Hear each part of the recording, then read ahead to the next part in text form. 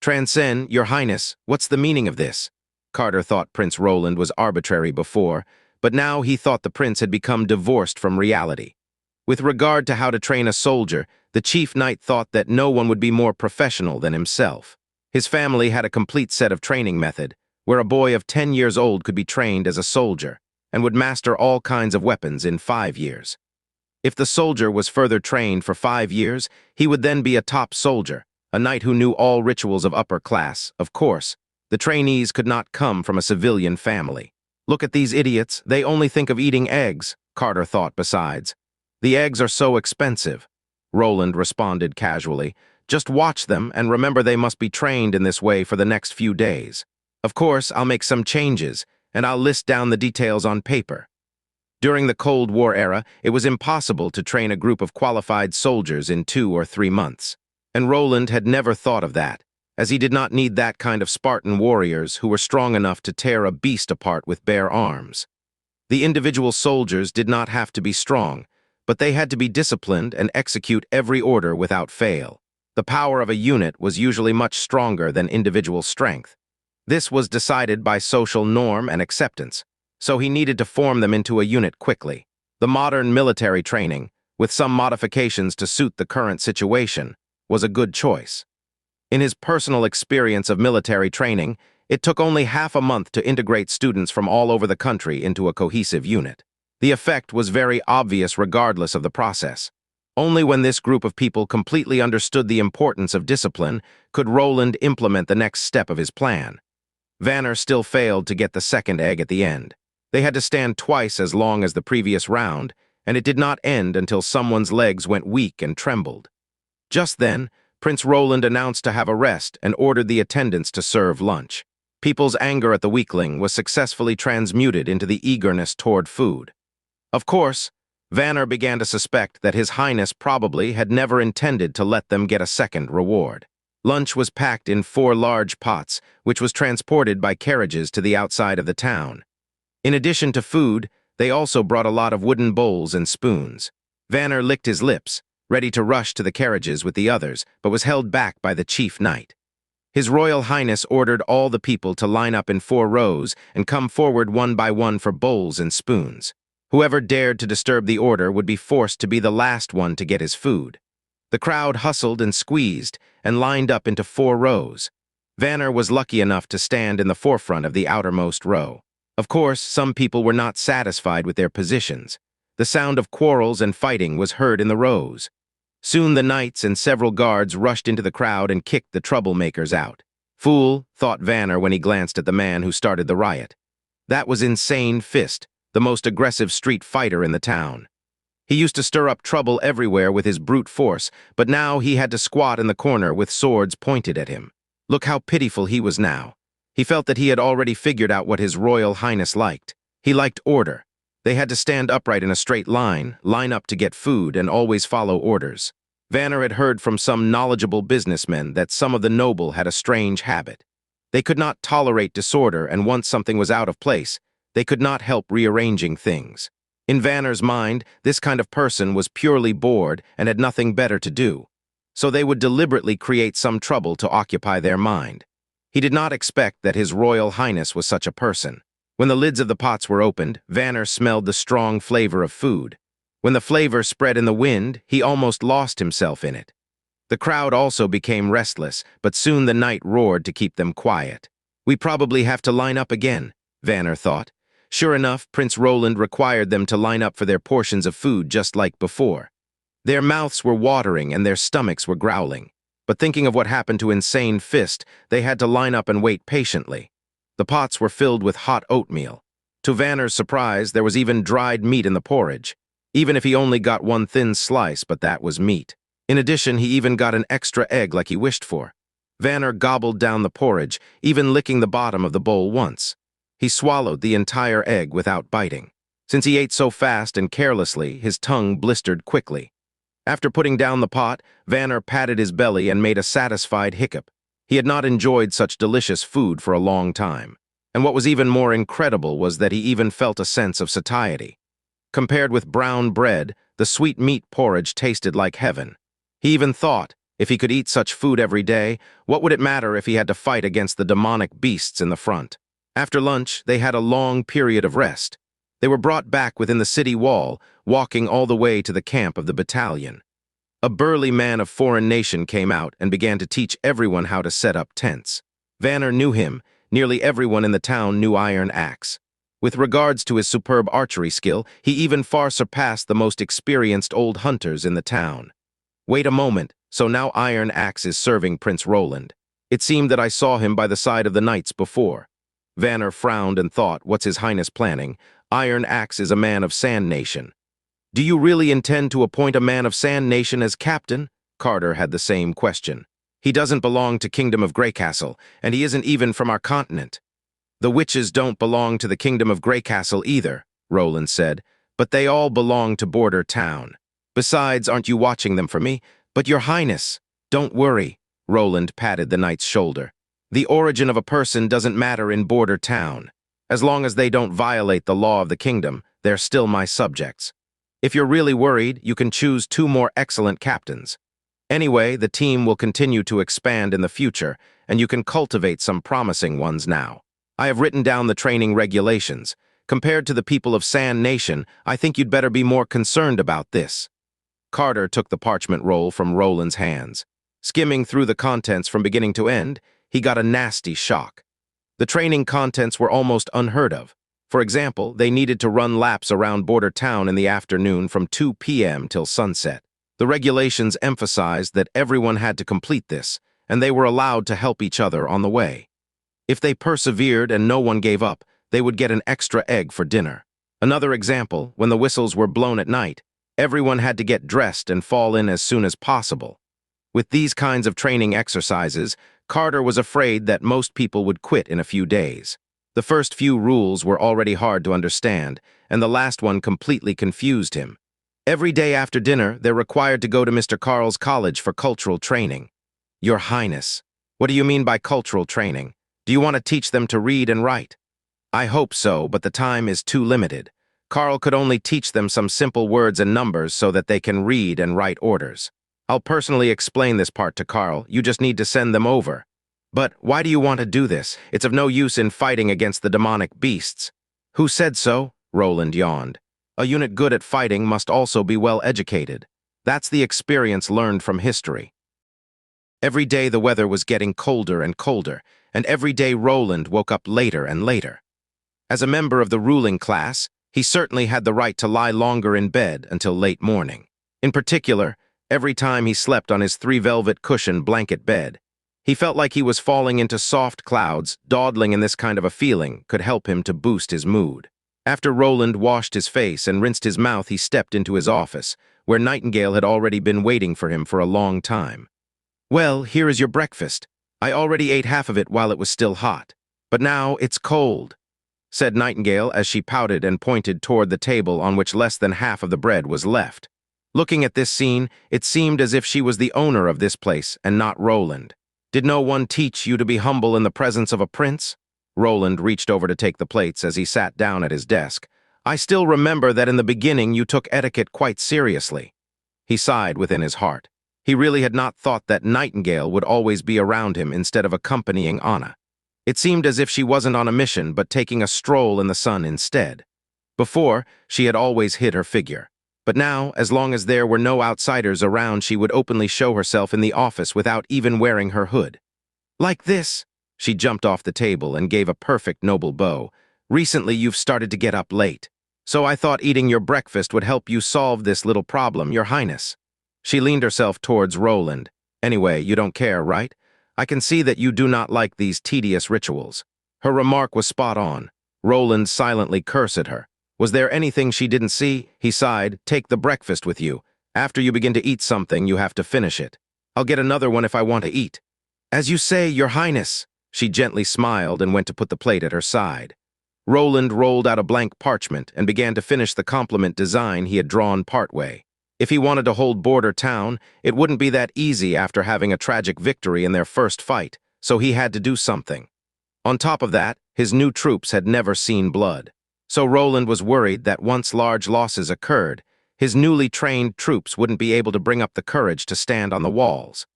He needed the weapons of his era to gain an absolute advantage over the demonic beasts. Without a doubt, guns would help. In fact, this era had all the conditions for guns to appear. Alchemists often created a powder which was called snow powder and was used for court celebrations. But this snow powder had the wrong recipe to be used as gunpowder. It was slow burning, and its explosion was more exaggerated than the damage it did. In the next 100 years, the prototype of guns, usable for war, will probably appear. Such firearms, because of their complicated operation, would require the collaboration of two people to shoot. Under normal circumstances, they were only used as a single-shot weapon.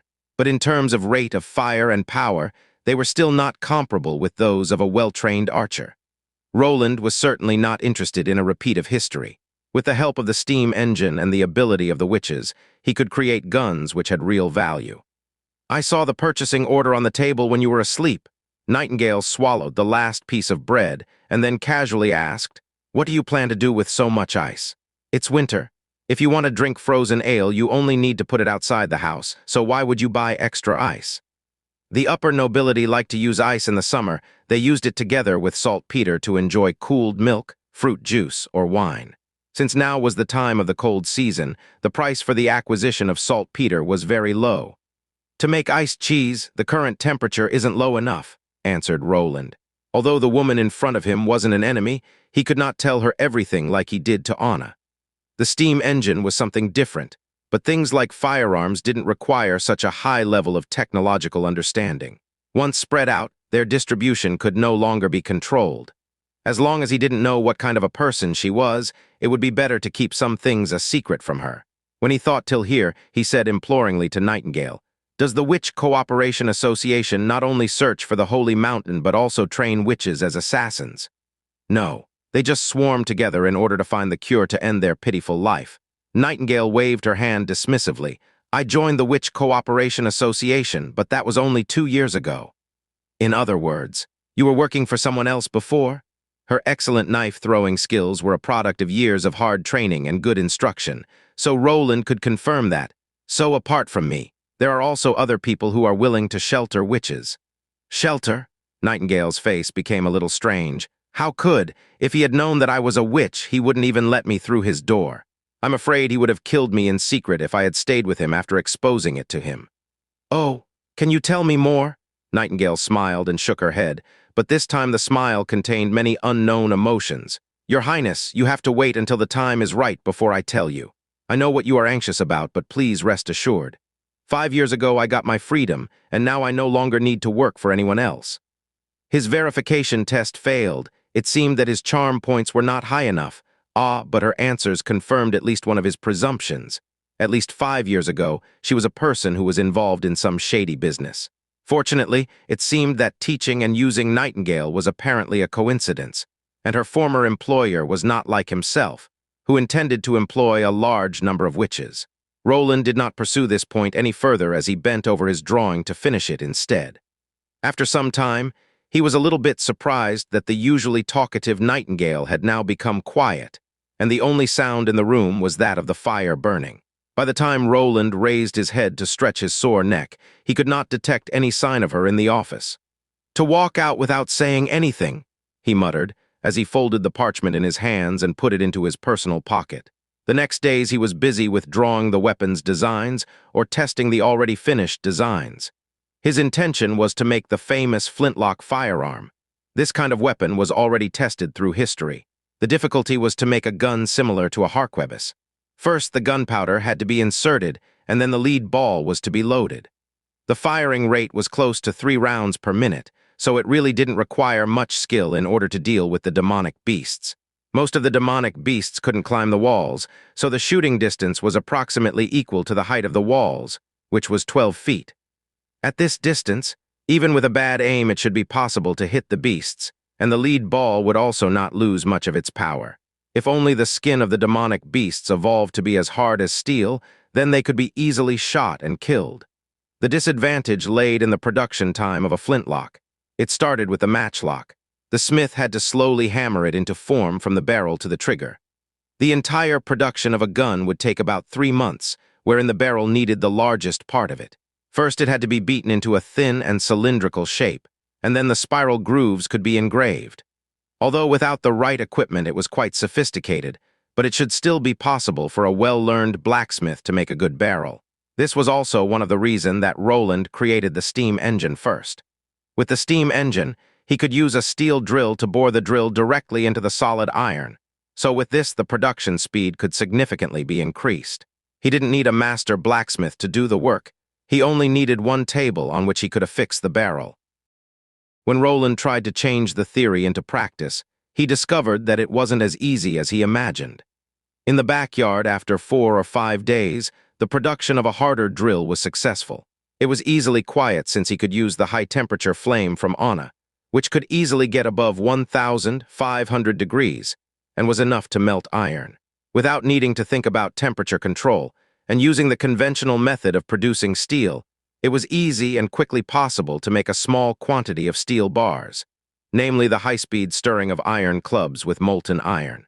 The excess carbon and other impurities in the pig iron would oxidize when coming into contact with the air. By repeating this several times before letting the molten iron cool down, it was possible to get high-quality steel. The problem laid within the steam engine. The worked-up noise and vibration by his prototype of the steam engine was very impressive. Even when stabilizing the drill, it was impossible to complete a pipe. When doing heavy work or menial jobs, this degree of tremor didn't matter, but processing a gun barrel was clearly not possible. If he wanted to improve the steam engine, he would have to create a centrifugal mechanics governor to control the output power of the steam engine, and then he could reduce the tremor by using gears to adjust the rotation speed of the drill. And he need a simple lathe machining gear. With all this in mind, Roland simply found no way to achieve this goal while preparing for the coming months of the demons. In the end, he could only use the old-fashioned way and let a blacksmith hammer the drill into the barrel. But the plan to mass-produce firearms was impossible. According to the number of smithies in Border Town, it was only possible to produce 3-4 root barrels each month, but only in the case that he stopped the production of the second steam engine. The only good news was that didn't have to worry about the quality of the barrels. The blacksmith only had to knock out a rough pipe, and then Anna could do the unifying commissure. Her work was seamless and so good that it basically eliminated the risk of a barrel explosion. So Roland had no choice but to change his former plan. He had intended to recruit hunters from Border Town, who would then form a rifle team.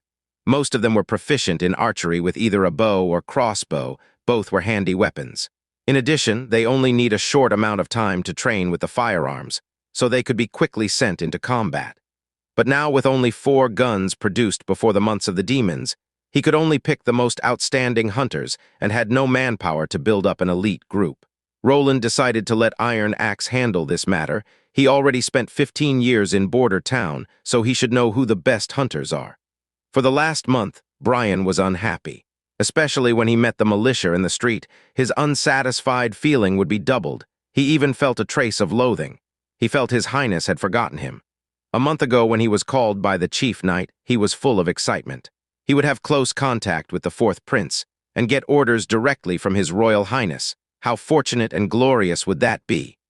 He grew up in Border Town, and although he born from a common hunting family, by virtue of his ability he was able to get a place as town patrol. He knew he could not rely on his family background to become a knight, but instead could only wait for the opportunity to get enough merits to receive the honor of becoming a knight. His Highness asked him what he knew about the demonic beasts, so he was apparently unwilling to give up his own territory during the winter. He was trying to find ways to fight the demonic beasts.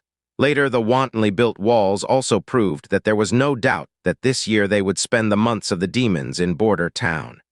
If he wanted to stop the invasion of the demonic beasts here, we would have to set up a front-fighting team. Brian thought that he himself was a good candidate. He was proficient in investigating, fencing, and riding. And in the last year, he was even the last person in Border Town who ignited the flames, proving that he did not lack courage. But he had never expected that His Highness intended to elect a team from the civilian population to fight against the demonic beasts. Yes, a purely civilian team, and not just him, but the entire patrol team of 10 people were not accepted during the review by the Chief Knight. This was simply incredible. Did His Highness think that these people, who had never held a sword, would be better at fighting than his own town patrol? He was afraid that when they got to see the evil beast's fierce appearance, they would instantly collapse. But His Highness seemed to be serious. He not only trained the mob, but even gave them a uniform and many other clothes. Every afternoon, Brian could see this group of people dressed up in a brown and gray leather armor. They were arranged in 2 columns running down the street. In the beginning, they were lacking any order, but recently they had become neater and neater. While he himself still had to perform his boring task every day, he couldn't see any possibility of promotion now. When he was tossing and turning at night, he could hear a sound at his door. Then the door opened, and someone came in quietly. "Hey, we are up," whispered a person in a low voice. Brian could tell to whom this voice belonged. It belonged to a member of his own patrol, nicknamed Fierce-Scar. In his room slept 5 people. In addition to himself and Greyhound, the other 3 quickly stood up, and they seemed well prepared. They hadn't even taken off their coats. "Captain, get up. I have something important to tell you." In Longsong's stronghold, Fierce-Scar had a noble relative who had not heard of his great noble uncle. So thanks to this, he had a high status within the team. It was not good for Brian to ignore him, so he had to climb up and ask, "What happened?" Greyhound also woke up. It's so late, why don't you sleep? Aren't you sleepy?" "I have the greatest job in your lives to introduce to you. You want to be canonized as a knight, right?" What? Knight?" Greyhound was surprised. Brian's heart jumped wildly, and he quickly asked, "In the end, what is the job?" "You all know my Uncle Hill. He isn't only the herald of Duke Ryan, even more, he is one of his confidants. This is news he himself personally confessed to me." Fierce-Scar spoke with a low voice. "The 4th prince preparing to shake off the shackles from Longsong's stronghold made Duke Ryan very unhappy. He has decided to let the prince know who the true owner of the western border is." Difficult, don't, your plan, assassination." Greyhound was so nervous he even begun to stammer, and he didn't even speak a complete sentence. "How would that be possible?" Fierce-Scar laughed maniacally. "After all, he is a prince. If we kill him, not even Duke Ryan could shelter us. I said this is your biggest chance in your life." Brain felt subconsciously that the deal was certainly not as simple as he claimed it to be, but the temptation to be canonized as a knight was too great. He could not help himself and opened his mouth. "Begin to talk. We are listening." "Food. If he has no food, he can only humble himself and go back to Longsong's stronghold, where Duke Ryan already promised him a place. As long as we can successfully burn the food, which the 4th prince had previously bought, Duke Ryan will organize the canonization ceremony for us, and will give each of us fiefdom east of Longsong's stronghold. This is a golden opportunity, Captain. What do you think?" "Why, you are crazy. Now, hadn't His Royal Highness astrologer said that this year months of the demons would likely hold on for more than 4 months? If we set the food on fire, if we burn it all, what would we eat?" Greyhound again and again shook his head. Two years ago there was a great famine. Has everyone forgotten it?" "What does it have to do with us?" asked another person disdainfully. "Anyway, I do not intend to stay here. If we do the job for Duke Ryan, we can live a comfortable life in the stronghold." "Yes, do you want to eat this hell of slag for a lifetime, do you?" Other people begun to chime in. Hell, they already colluded at an earlier time. Brian's heart became cold, and in addition, except Greyhound, most of them were from outside of border town. They came from all over the kingdom, and they don't have any nostalgia with this town. Feeling powerless to stop them, Brian had to change the subject. "But the purchased wheat was transferred to His Royal Highness Castle, and all the doors are guarded by His Highness Knights. How could you go through with your plan?" "That's why I need your help," Fierce-Scar smiled proudly. "From an early age you have stayed in this broken place, so no one is more familiar with the environment here than you. I remember that you once said that there is a ravine in an abandoned well, and its end is connected with the castle's water supply. Through it, we can silently enter the castle garden. Didn't you find it when you were still a child? How is it? With this easy task, you can become a knight in the future, a knight personally canonized by Duke Ryan. A knight should not do any injustice. Instead, he should have the courage to fight against it, and he should not be afraid of any danger and should always be ready to protect the weak. For Duke Ryan's personal gains, the residents of his hometown would face the threat of hunger and death. Becoming a knight like this, there was no glory at all." He refused to open his mouth, but Greyhound begun to shout. "You are a group of maniacs. You're actually thinking about the idea of burning the food. I would never let you leave this place. I will report to Greyhound only spoke until here. His voice suddenly became weaker. With an incredible look, he turned around, looking at a former teammate standing behind him and sneering at him. A black dagger was insert in Greyhound's waist. The dagger was totally inserted into the body. Greyhound shivered twice. He opened his mouth and tried to say something, but he could only emit a hoarse breathing sound. The other guard stirred his dagger twice, and then he abruptly withdrew it. Greyhound, like a doll who suddenly lost its support, softly crumbled to the ground. How? Fierce Scar was suddenly so close to Brian that the latter could even feel the foul breath exhaled from his mouth. I think you have made a decision, right, Captain Brian? TN.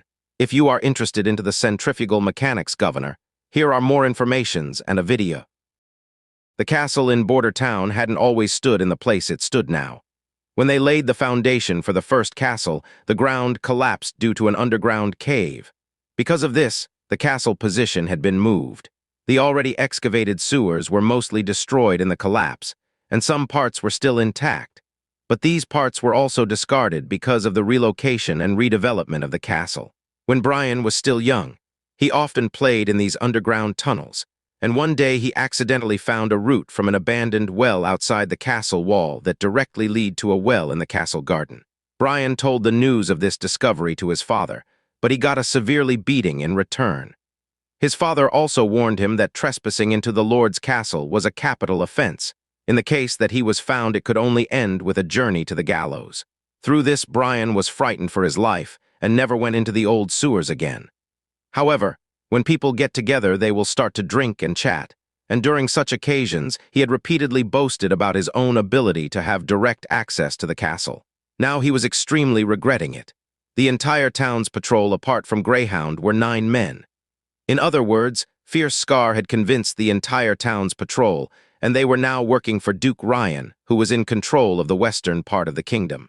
Furthermore, the rewards were so good that presumably only very few people could withstand this temptation. The abandoned well was in the part of the place which collapsed in the beginning, and it was still a wasteland even today. Fierce Scar ordered Brian with his sword to lead the way, and during the whole time on their way to the well, Brian was caught in the middle of the group. The fairly spacious waterways he could remember from his childhood had now become very narrow. Because nobody went through this way, the water diversion had dug many holes in which have grown many vines. The guy who stabbed Greyhound was leading the way at the forefront and holding a torch. In the other hand, he held a hatchet to clear the way of all obstacles. While Brian pretended to recall the road in the bottom of his heart, he secretly thought on a way to escape. But for such actions, this was clearly a very inconvenient place. Here he had no possibility of escaping. Only in the castle there was the possible to obtain a slim chance. But how should he do it? Should he cry out loud to lead His Highness guards to them? No, that was a bad idea. Fierce Scar only had to raise his hand and he would be able to take Brian's own life. He had to get away from him, otherwise his fate would be like that of Greyhound. When thinking about Greyhound, Brian's eyes became somewhat gloomy. Before Border Town had been established, he and Brian himself were already living here. They grew up and played many times together and even joined the town's patrol together, which was Brian's idea. Greyhound had never expected that he himself would be elected as captain of the patrol. Brian had been happy for him for a long time, but because of his stuttering, Greyhound had suffered much contempt. But today, he finally had the chance to be recognized. At last, an opportunity arrived, thought Brian. But when Greyhound went down and Fierce Scar snarled towards Brian, Fierce Scar sarcastically told him directly to his face the true reason why everyone elected Greyhound as captain. Fool, he was elected because an important job of the captain is to stay behind during the months of the demons and take care of things, like igniting the flames to ring the alarm. We let you do this because why should I do such a dangerous task? This sentence was like a sharp knife, directly stabbing into Brian's ear. So those who modestly declined when they got the offer for promotion, those congratulations words were so false, their true reason was so ugly. He showed a look of shock and despair across his face to cover up the raging anger within his heart. This was simply inexcusable. Brian secretly raged. Someone must pay the price for this. After walking for half an hour through the dried sewer, the crowd finally could hear the sound of flowing water. This meant that they weren't far away from their destination. After they turned around a corner, the front was suddenly a lot more open and bright. The open place could accommodate 2 people standing side by side. The person moving in front of the group said, "There is no road ahead, it's the mouth of the shaft." "What now?" asked Fierce Scar while poking Brain with the sword. "Tell him to look up," Brian narrated. "We have finally arrived." This abandoned channel was just in the middle of the castle sewer. At the time of the repairs, maybe due to negligence, they didn't seal this interface. Fierce Scar stuck close to the wall and took a probing look. At his feet, the rushing water was 3 feet deep, and when he looked upwards, he was able to see the night sky through a small hole. He let other people of him to look at Brian, and he took his backpack and pulled out a bundle of rope, fastened a hook to it, and gently tossed it up, only to hear the sound of the hook firmly sticking to edge of the wellhead. Fierce Scar followed the rope, cautiously climbing out. Soon, he tugged at the rope from above, and the other people schematically went up. After a long wait, it was finally Brian's turn to climb up the well. Originally, they could only see the cast far into the distance, but now stood right in front of them. Fierce Scar grabbed Brian and ordered silently, "You're coming with us to the warehouse." Brian had only been here once. Although in his memory the look of the castle had become blurred, he still knew where they were. If they forced open the nearest door to the well, they would directly enter the castle. At this time, most of the people in the castle had already gone to sleep, and the oil lamp hanging at the wall of the corridor had already been extinguished, too. In the darkness, someone had to light a fire. The weak fire illuminated only a radius of a few feet, but Brian was waiting for his chance, which would certainly come. When the team came to a fork in the road leading to the basement, he aimed for the stairway leading downwards and suddenly rushed past his guards. The guards at Brian's side were caught off guard, despite paying attention to every movement he did. Brian just jumped too fast, so they had not a chance to respond, but soon they reacted and jumped down after him. He fell down the stairs, out of the range of the light, and disappeared into the darkness. "Oh shit, damn it!" Fierce Scar immediately pulled out his dagger and jumped down to catch up. He thought that Brian would take advantage of the darkness and would play hide and seek with him, so he was caught off guard when Brian didn't escape. He instead stood patiently at the end of the stairs, as if he was waiting for him. Fierce Scar noted that his other accomplices were already lying motionless on the ground, and in Brian's hands were the men's weapon. "Idiot, do you think you have a chance of winning against me?" Fierce Scar took on an alert posture, and he could also hear his other men coming down the steps. "We have 7 people, and you are alone." Brian did not answer. It was already needless to constrain his own fury any longer. He brought up his sword and quickly slashed diagonally downwards, hitting Fierce Scar's sword, instantly creating sparks. Before Fierce Scar could even take his next defense posture, Brian's sword tip had already pierced his shoulder. Fierce Scar gave off a pained roar and took a step back to let another man step forward, blocking Brian's pursuit. This was an excellent place for Brian to fight. With narrow aisles, his opponents could simply not take advantage of their superior numbers. He just stood in the center of the corridor and had only the enemies in front of him. He would be able to hold off 2 people who had to fight with their swords side by side. In fencing, Brian would not lose confidence against anyone in the patrol. When these group of lazy scumbags were gambling and indulging in a bar, he was still honing his combat skills, regardless of wind, frost, rain, and snow, unbroken through the whole years. This was his choice and the reason why he didn't shout for help immediately. He wanted to personally avenge Greyhound. The substitute for Fierce Scar came forward to merely receive 2 fast attacks from Brian before getting his sword swept away. They were not much of a town patrol. It would be more correct to call them a group of bullies. Thinking this fueled Brian's anger even more. In addition to extortion and blackmail, what else did these people do? Greyhound and Brian had carried out the tasks given by the Lord without any loose threads, but the ranks beneath them were a completely different category. But it was this group of trash who would be the group taking refuge in the stronghold. This scum, the scourge of the 2 who even dared to kill Greyhound by employing an extremely despicable method. This was unforgivable. His sword slashed towards his frightened opponent and cut his neck off. But just in this moment, a shadow which stuck behind his former target's back attacked Brian's heart in the blink of an eye. The blow was too subtle, so when Brian noticed it, it was already too late to parry. In a desperate act, he violently threw himself backwards to the ground, and at the same time while he was falling backwards, he felt a stabbing pain in his chest region. After 2 rolls backwards, he immediately stood up again and took a defensive posture. Brian was lucky that the sneak attack just now had only pierced his coat and skin and didn't cause any heavy injury. The key was to stab at a man's weak point with the sword. From the impression he had of his own patrol members, he was sure that none of them had fencing skills. "Huh, you actually escaped." The man kicked the lost weapons of his dead teammates away and step by step came forward towards Brian. What the hell? Brian found himself unable to recognize the other one. He was not a tall man, but his hands were too big in comparison to his body. When his arms were hanging down from his sides, his hands almost reached his knees. His eyes were so strange. Brian could swear that he had never seen this pair of eyes. "You are not a member of the town patrol? Who the hell are you?" Although 5 of the 10 members from the town patrol were living next door and he rarely dealt with them, he could still always recognize these people. So this guy obviously replaced one of them and followed the team on their way into the castle. The fact that he didn't previously see him on their way into the castle was not surprising. After all, the night was pitch black. However, there was no reaction from the group of Fierce-Scar. Since they regarded him without surprise, there was only one possibility: this guy was previously arranged for by Fierce-Scar. "You can guess the answer.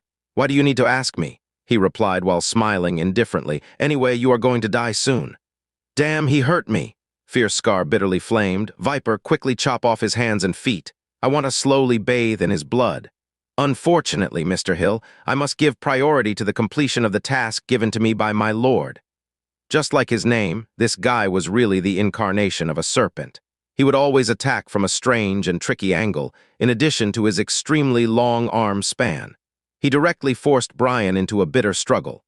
Brian was forced back again and again, and he could never find an opportunity to counterattack. He was just too careless. In his heart, Brian could feel some anxiety welling up. He had already fought so long in this underground walkway, so the guards above should have already noticed the fight, right? He had originally intended to personally avenge Greyhound, but now he could only hope to live a little bit longer, waiting for the night guards of His Highness to come break the siege of these villains. "You seem to be waiting for something." Viper suddenly suspended his attacks. "I guess you're waiting for the prince's knights to come rescue you?" Unfortunately, this stone castle is differently built from the common pubs and brothels. It's only a matter of time before those wooden shacks break down. But this door here, even if you tear out your throat while shouting, the people behind would never hear any sound. When Brain heard the reason, he could not help himself and hesitated for a moment. This was exactly the opportunity Viper had been waiting for. He slashed with his sword downwards, pressing Brian's sword down and paralyzing him in his movements. Then he slightly raised his other hand and triggered the hidden hand crossbow in his sleeve. A one-finger long bolt shot from the cuff, and when Brian heard the humming sound of the mechanism, the bolt had already pierced into his lungs. Suddenly, an unbearable pain exploded within his chest. Brian threw his sword in Viper's direction and then turned back and ran. However, his pulmonary blood was seeping quickly into his trachea and made it difficult for him to breathe. He really couldn't run far. He tripped over a threshold, took some staggering steps, and fell heavily to the ground. Viper soon caught up. He wanted to end this fight quickly, but was held back by Fierce-Scar. "Let me do it," hissed Fierce-Scar through his gritted teeth. "I want to kill this guy. After all, he stabbed me." A cold look flashed through Viper's eyes, but in the end he still stepped aside. "But do it fast, and do not forget that we still have other business down here." Fierce-Scar grabbed Brian's hair and growled at him. "Believe me, you will die slowly and very painfully." Brian wanted to spit into Fierce-Scar's face, but his body's strength flowed away like water into a bottomless hole. He did not know how much longer he could live on. The regrets of his life came into his mind, such as not yet meeting his wife and not fulfilling his dream to become a knight. But what he regretted the most was that he didn't avenge Greyhound. Wait, what was that? He blinked once and suddenly there was a woman sitting on the lid of a box. Although within this dark light, he couldn't see her appearance clearly, but with such an exquisite body, there was no doubt that she was a woman. Hell, was this an illusion? It has to be. He fell into this room at midnight, and there was definitely not anyone inside. Could it be that God in heaven had heard his complaints and specially made this fantasy to comfort him? Hey, you're playing so lively in someone else's place, and even intend to kill someone in front of my face. I'm afraid this isn't appropriate, right? Fierce-Scar saw something flickering at the edge of his view, so he abruptly let go of Brian's hair. He took his sword out of its scabbard and turned to her while hearing that several other members of his team were doing the same. "Who are you?" Why would they too respond to her? Wait, with his dim consciousness, Brian begun to think, what if what he was seeing wasn't an illusion? "Of course I'm here." The woman jumped from the box, bent over and patted the dust off her gown. In the dim firelight, Brian could see strange patterns embroidered on her robe, 3 juxtaposed triangles, and set in the center was a huge eye. The contour of the eye, when illuminated by the fire, seemed a bit golden. Why are you here, sneaking through the sewers like rats?" Her voice was clear and sweet, but her face showed no emotions. This was an anomaly. Anyone seeing such a murder scene shouldn't be so calm. Viper was aware of this point. He looked solemn as he slowly turned around to face the new opponent and suddenly attacked with a piercing strike. The woman didn't look concerned as she casually waved her hand. But Viper didn't even see her arms moving. He only felt a cold wind blowing through his body. Seeing such an unbelievable sight, Fierce Scar could only stare in disbelief. He rushed forward to help Viper, but he could see that he came too late for Viper because the place where his arm normally was already empty. Along with his falling arm and sword, Viper dropped to the ground. Seeing this, Fierce Scar was overwhelmed by fright and could feel a strangling pressure in his throat. Others did not know, but he knew very well the ins and outs of Viper. Vicious, cunning, and very dangerous. This was his uncle's evaluation of Viper. He could recruit other people, he held absolute strength, and should never be underestimated. It was even difficult for Brian to hold off Viper's attacks for half a quarter of an hour. But now he had been casually blown away by a woman and even got his whole arm cut off. "Everyone don't stupidly stand around. Go and kill her," shouted Viper while pressing on his wounds. Due to his excessive bleeding, Brian's vision began to blur. He could only hear chaotic footsteps, sounds from weapons clashing, as well as the sound of bodies hitting the ground everywhere around him. Then everything became muffled. In the end, what happened? He tried to turn his head and looked in the direction of the fight. What he saw then was a picture which was too difficult to understand. The woman was just like a ghost, walking in and out of the crowd however she wanted, vanishing out of sight again and again. Every one of her attacks would penetrate the enemy's vitals. It wasn't possible to call it a fight. It would be better to say she was dancing. He had never seen anyone able to wield murderous weapons while having such a sense of rhythm, slaying high and low, drawing an inconceivable path. In contrast, the people around her were nothing more than a group of clumsy clowns. They tried to fight back, only to fall in vain. In the end, only she was left standing, proud and independent. That was the last scene he saw before he lost his consciousness. Roland was sitting at his desk in a dazed state. He actually didn't expect that someone was trying to commit murder in his castle. He was afraid that if Nightingale hadn't promptly discovered them, they would have murdered him in cold blood. Who ordered this assassination attempt? Was it his third sister or one of his other siblings? Why were they doing this? It was a 5-year struggle for the throne, but in the past few months they had already tried to kill him twice. Roland, full of irritation, banged his desk. This was simply outrageous. Couldn't they just let him face the months of the demons? Footsteps could be heard from outside of the door. It was Carter, his chief knight. After he pushed open the door, he said, "Your Highness, the identities of the deceased have been identified. From the 8 bodies, 7 were original members of the patrol, but the last one is still unidentified. In addition, there are 2 who are still alive and under the care of the witch. If not, after being treated by Miss Pine, they have yet to wake up. Also, the path to the sewers is being closely guarded now." They were from the town patrol. He knew that the team raised by the former lord wasn't reliable. Roland gritted his teeth. Actually, 8 from the 10 people were disloyal. So not letting them join the militia was really the right choice. That is good, and also make sure they are always well guarded. Don't let them commit suicide like the last time. Like the last time? Oh, nothing. Roland shook his head. Apparently due to Nightingale's early wake-up call, his head was still confused. Anyway, I want to know everything about them. Who is their leader? Who is their contact person? Who is their investor? You must investigate all of this and more. Yes, Your Highness. Carter had gotten his orders, but he did not leave immediately. Instead, he went down on one knee and said, "That the assassins could sneak into the castle was my dereliction of duty. I hope Your Highness will punish me. Enough is enough. At that time, you weren't even in the castle, so this has nothing to do with you." "Well," Carter hesitated, "can you tell me who it was in the end that prevented this assassination attempt? I could see from the scene that the knight had to swallow. All of them seemed to have been killed by the same person and were totally defenseless." "That you can tell?" Roland was curious.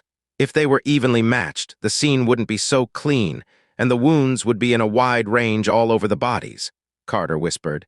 "Everybody was killed down in the small warehouse. In addition to blood and dead bodies, there was nothing else on the ground. There was almost no damage to the goods placed down there. Those big boxes which store bacon didn't even have a sword cut." That shows that the man didn't need to use any cover. It seems as if he was taking a walk in a small clearing. With all due respect, Your Highness, this is just too incredible. So that's the reason? Roland nodded his head. He understood the meaning of Carter's explanation. After a theoretically strong person was surrounded, he would fall into an extreme adverse situation. Real fights usually didn't end like what was shown in movies, where the surrounded person sends one enemy after the other towards the ground. An attack from a blind spot would be particularly deadly. So to fight many, the correct approach would be to rely on the terrain and the environment so that they could always face the opposition. But Nightingale was not one of those ordinary people. No matter what you do, you have to complete the mission I gave you first. This person cannot be revealed yet, but when the time comes, I'll tell you. Although he knew that the chief knight was one of his loyal and reliable subordinates, and that he also knew that Nana and Anna were witches, but Roland still chose to hide the presence of Nightingale from him, because the difference between her and the other two witches was that she didn't belong to their side. She only stayed in Border Town because of Anna. She belonged to the Witch Association Cooperation and would sooner or later leave this town. Carter gave a salute and retired. Roland could understand his thoughts. As a person well-versed with the sword, Carter constantly practiced a training program that was produced from summarizing and accumulating fighting techniques for hundreds of years. And in truth, they were proud of their heritages. But when he saw the scene in the warehouse, he couldn't believe it and began to have doubts. If sword play could be perfected to such a state, of which heritage were they normally so proud of? I thought you would tell me to come out, Nightingale revealed herself. She was still sitting on the corner of his desk with crossed legs. I also thought about it. How about it? You can just settle down here as my hidden sword. You will get 2 gold royals as monthly salary, the double of what Anna gets. What do you think? Roland began to advise it further. You will get a house with a garden, 2 days off each week, and even paid leave every year. That's it. The rest would only be a monetary reward. To his surprise, Nightingale didn't flatly refuse him. She only smiled and said neither yes or no. I cannot abandon my companions, no matter what. That would be now, but when the winter is over, Border Town will begin a time of reconstruction. And at that time, how many people will still care about it? And then, the witches will no longer have to suffer discrimination while walking in the streets. No one will see you as the devil's spokesperson. And so on, you are always talking about it, said Nightingale indifferently. It was time to stop. It was always better to see than to hear. This kind of thing could only be changed slowly. Roland changed the subject. Nana has been safely sent back, right? Ah, yes, but she got spooked. Roland sighed. It couldn't be helped after all. It was midnight when she had been woken up by Nightingale. When she was brought to the scene and saw the battle place, she almost threw up. Nightingale gave him a short account about the things which happened, and then he told her to get Nana. Usually, Nana had to only heal chickens. But now, when the little girl saw people covered in blood, she immediately fainted. After a short while, she woke up and began to heal the person from the town patrol with her face full of tears. In order to keep Nana's family in the dark, Nightingale was also responsible for taking her back. When everything was settled, it was almost daybreak. How was the investigation? Could you figure out which of my good brothers or sisters sent them? Nightingale shook her head. They were all people of your own patrol, with only one exception, but he also didn't carry any identity-related evidence with him.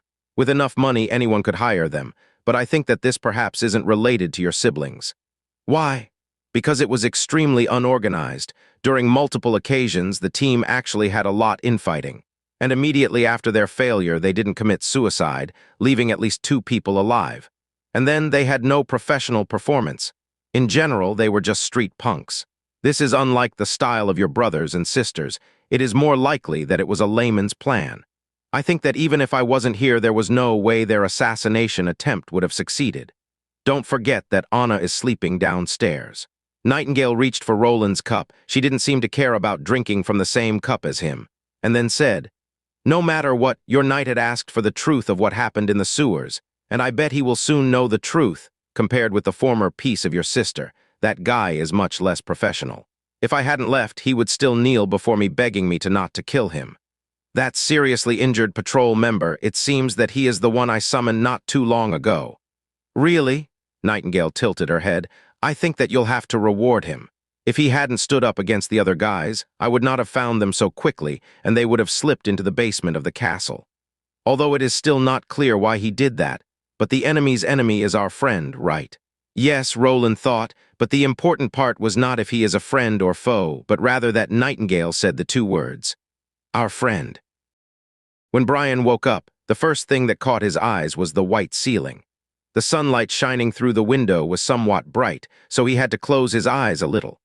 Then when his eyes got used to the sunlight, he opened them again, only to find the scene in front of him unchanged. Feeling that it wasn't a dream, he thought, "I'm still alive." He tried to move his body, but soon noticed that he could only lift his fingers a little bit. It seemed that his whole body's strength was gone. Then he heard someone shouting. He woke up. "Go and inform His Highness." His Highness? Brian felt like his brain was filled with paste and that his thought process was many times slower than usual. By the way, what happened after I fainted? I can only remember that viper pierced my chest and that I was dying, and in my last moment I could see a ghostly woman who defeated all the enemies in an incredible way. Soon, a maid arrived to help him up so that he could sit in the bed. Then another maid came holding a basin and sat down next to him and immediately began to help him clean his face. In his whole life, Brian had never experienced such comprehensive personal service. Plus, the maids were all young women, which made the situation really awkward for him. Fortunately, the situation did not last long. As soon as the fourth prince entered the room, everyone else left. Brian could feel a surging heat within his heart. He had too much to ask, but then, when he tried to open his mouth, he didn't know from where to begin. But contrary to what he had expected, Roland nodded and said, "I already know of all your past achievements, and Brian, you are worthy of the title of a hero." Hearing the word hero, Brian suddenly felt his eyes begin to tear up. He began to sob and his voice choked.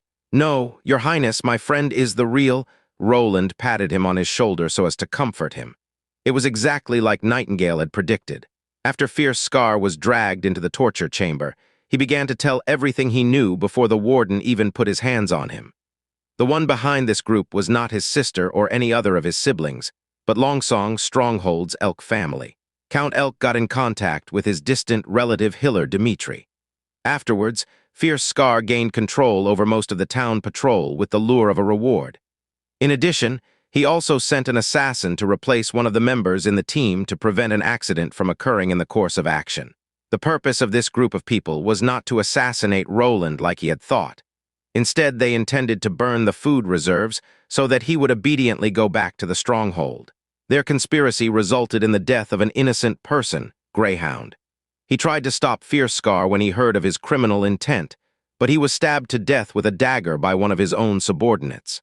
The whereabouts of the patrol member who was replaced by Viper was unknown. When he didn't see fire on the castle ground and noticed that Fierce Scar failed to come back, he probably realized that the plan was discovered and fled. To help stabilize Brian's mood, Roland promised him, "Your friend Greyhound, he'll get a funeral fitting for his sacrifice, and his family will be properly cared for. They will no longer need to worry about food in the future." "Thank you, Your Highness."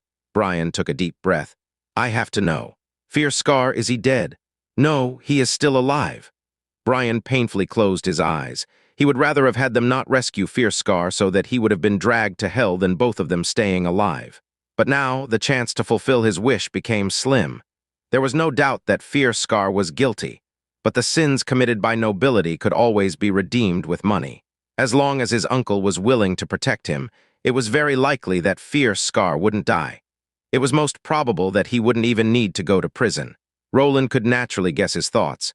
Hiller Dimitri, the uncle of Fierce Scar, is also a distant relative of the Elk family in Longsong Stronghold. The head of the family is Luke Dimitri, a vassal under Duke Ryan, but the fact that he is the distant uncle of Fierce Scar, here he paused for a little moment, will not affect the final verdict. Fierce Scar has been sentenced to death by hanging, and there are only 3 days left until his execution. If you can restore your body by then, you're invited to witness it if you wish to. Brian became startled. But Your Highness, members of the nobility can have their freedom bought. This rule you cannot offend." Roland waved his hand dismissively, indicating Brian shouldn't concern himself with it. "He is a noble. Maybe for you, he was born in a branch family of the Elk family, so the status you and he have are as much apart as heaven and earth. However, it's a fact that he has neither a title nor any land, so he simply cannot be considered as nobleman. In addition, even if he were a nobleman, to lead an invasion into the prince's temporal royal residence and attempt to burn the food stocks, ignoring the fate of the 2,000 people in Border Town, carried enough guilt. Adding these three sins together, he could simply not be forgiven. At the time when Roland ordered the death of Tyre, he felt a little hesitant within his heart, but fierce Scar belonged to the entirely inexcusable category. If he were successful, all of Roland's own future plans for Border Town would be destroyed, and he would never get a chance to turn his situation around. This was more hateful than a direct assassination attempt at Roland himself. As for the possibility that his action would annoy Longsong's stronghold, who cares? Since the other party did not want to cooperate with him, of course he would not compromise with them. They even tried choosing underhanded tactics to entrap the entire population of Border Town. At the same time, this incident also taught Roland a lesson. This world's political struggle was different than what he knew from his former world. There they would mostly concentrate themselves on competing under the table. But here they were more inclined to set the table aside and use a much bloodier method. Rest well, you lost too much of your strength, so don't leave the castle. I have arranged for other people to take over your patrol's work, and at the end of the months of the demons, I'll hold your canonization ceremony. Your Highness, after hearing the words canonization ceremony, Brian looked at the prince with disbelief. You mean? Yes, you will become one of my knights, Mr. Brian, replied Roland with a smile. Prepare stab. Vanner stabbed a wooden dummy with a pike, and on both sides his team members also did the same, with the same force and also from nearly the same angle. This time it was already his 100th stab. He only had a tingling feeling left in his arms, and he already thought that he would never survive this training. Despite the fact that he began to have this thought after his 50th stab, he still endured. After 1 week of conditioning, it was already his natural reflex to obey every given order. Honestly, he himself was the most surprised that he could still endure. All rest! After Iron Axe shouted his command, Vanner could suddenly hear the sound of exhaling from everywhere around him. Vanner also exhaled, and then he put down the pike as he sat on the ground. Now, he finally realized that their own militia was not responsible for being the errand troop for the guards or the knights. After 1 week of eccentric training, the training changed more to the fighting portion. For example, now they were standing on the city wall and were thrusting out their pikes according to the captain's orders. Although these pikes were replaced with wooden poles, anyone could imagine their roles in the future. The logistics team would never do such exercises, so this also meant that they would confront the evil beasts on the wall. Naturally thinking about this, Vanner felt fear. He had even thought of sneaking away, but he didn't know why, seeing his teammates around himself with the thought of 3 meals a day and a good salary slowly changed his mind. TN. Uncle Hill was changed into Uncle Hiller. Not even a quarter-hour rest later, Iron Axe clapped his hands and shouted, "Everyone stand up! His Highness, the 4th Prince is coming!" Vanner soon returned to his place due to the special training he had before.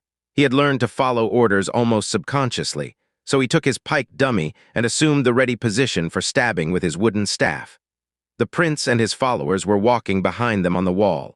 Vanner noticed from the corner of his eyes that the prince had slowed down his steps when he was near Vanner. Roland sighed silently. The sayings, "A late evening will destroy the morning," and "to get up too early will ruin the whole day," were really true. Just when he had finished processing the aftermath of the raid on the castle, he was reminded that he had to inspect the militia's training results. Roland pitied himself. He hadn't slept the whole night, so now he was sleepy the whole day. But he had to come, since now the team had been transferred to the stage of combat training. And he, as the highest commanding officer, if he didn't show himself for a long time, the morale of his team would become unsteady. Well, what would someone usually say when reviewing the team? Roland thought for a bit. Are we only comrades only during good times, or are we also comrades during hardships? If he did not get an answer after shouting this slogan, the whole atmosphere would be very awkward. Maybe it would be better to just pull someone aside and talk with him, asking him for his impression and earning a good reputation. So he began to implement his new plan and patted a young man who looked fairly sturdy on the shoulders. Is the training too hard and do you feel tired? Is eating 3 meals a day enough? Based on his past experiences of watching the news, his response to his questions should be a loud shout. Not tired and very good. But the result was completely different than what he expected. The man turned directly towards him and went down on one knee, which really shocked Roland. Vanner felt that he had been blessed. His Royal Highness the Prince actually cared for him and even cordially asked him if he was tired from the training. When talking about the royal family or even only ordinary nobles, They were usually all reluctant to speak a word with their soldiers. He unconsciously imitated a knight's salute to honor his royal highness. Regardless if this ritual was appropriate for him, he only had one thought. Later, when he returned to the streets, he could be considered a new person. When he was asked to stand up, his brain was still a mess, so he couldn't even remember what he had answered. In the end, His Royal Highness had asked all of them. If someone had any comments or suggestions about the training, he would step forward. Suddenly, Vanner's mind was completely clear once again. This was a good opportunity. If his thoughts were true, and His Highness militia had to guard the walls alone, they couldn't afford the heavy responsibility. Maybe my worries of running away or staying are unnecessary, right? He carefully thought about how to phrase the sentence. Your Honor, Your Respected Highness, the current numbers of the militia is too small. If we line up in the same way that we have trained during training, when the demonic beasts strike, we will only be able to defend 1/3 of the whole wall and won't survive. Even if the prince began to recruit several groups of militia now, Vanner was afraid that the training time wouldn't be enough. In addition, the weapons used by these people would also be a big expenditure. It was already difficult to supply for the 100 soldiers in the time left. Even now, they were still holding their wooden staffs to train. If His Royal Highness Prince could also realize this point, maybe he would recruit a group of mercenaries from other towns as their main defense. At least they would not need training and could be directly sent onto the battlefield. And they were already carrying weapons and armor, but the price to hire them was relatively high. Roland thought for a moment, nodded and said, Yes, you're right, with our current militia force to guard the whole city wall isn't very realistic. Vanner felt very delighted. His Highness, actually, agreed with his view. But he did not expect the next words the prince said. Demonic beasts are in a sense only a variant of normal beasts. They don't become more intelligent, right? Yes, Your Highness, their base forms are only ordinary animals. So the demonic beasts are still the same. Even their habits are basically the same as they were before the change. But I have not seen many of them, so I'm not sure that this is true for all of them. That's what I wanted to hear. Although there are nearly 600 feet between the Shishui River and the foot of the northern mountain slope, we could lure them to attack a specific area which we prepared beforehand. You mean by using traps? Asked Iron Axe. Yes, we could use traps, but not the kind commonly used by hunters. Common traps are used to capture prey by camouflage, but I intend to do the opposite. We will set up roadblocks in the direction away from the city walls, such as fences, slopes, and ditches, forcing these mindless demonic beasts to walk around them. Continuous barriers will guide the prey to a designated place, at which we will place our main defense. When Roland came to this point, he directly looked at Iron Axe. As for how to lure these monsters, I think nobody knows more about it than you. After a short moment, Iron Axe answered, It's no problem to guide them. The wolves have hydrophobia, the wild boars have photophobia, and the other demonic beasts also have their own fears. But Your Highness, this way we would need to face all the evil beasts at one small point. Will that not be too dangerous? If we only rely on pikes and bows, that would be true.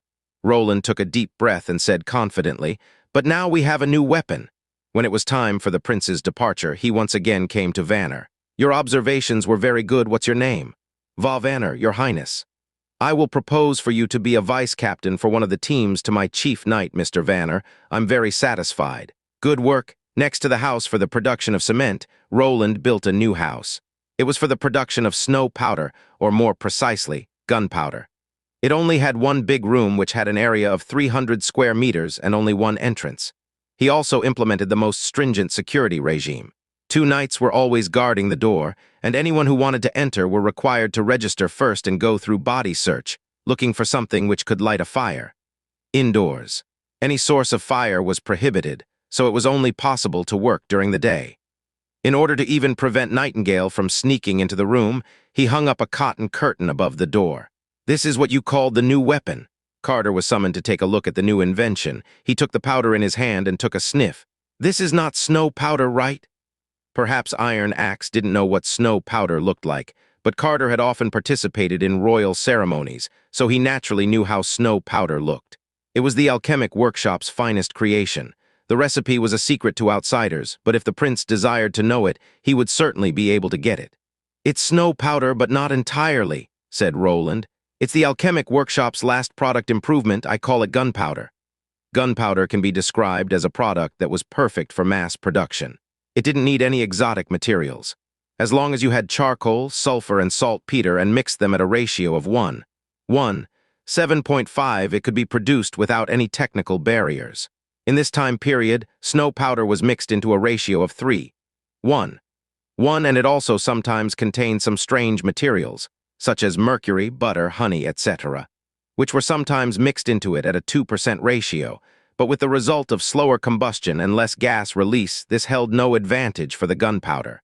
However, Roland knew that the alchemist would constantly test other ratios, and he predicted that they would only need 30 years until a recipe close to the original gunpowder's recipe would appear.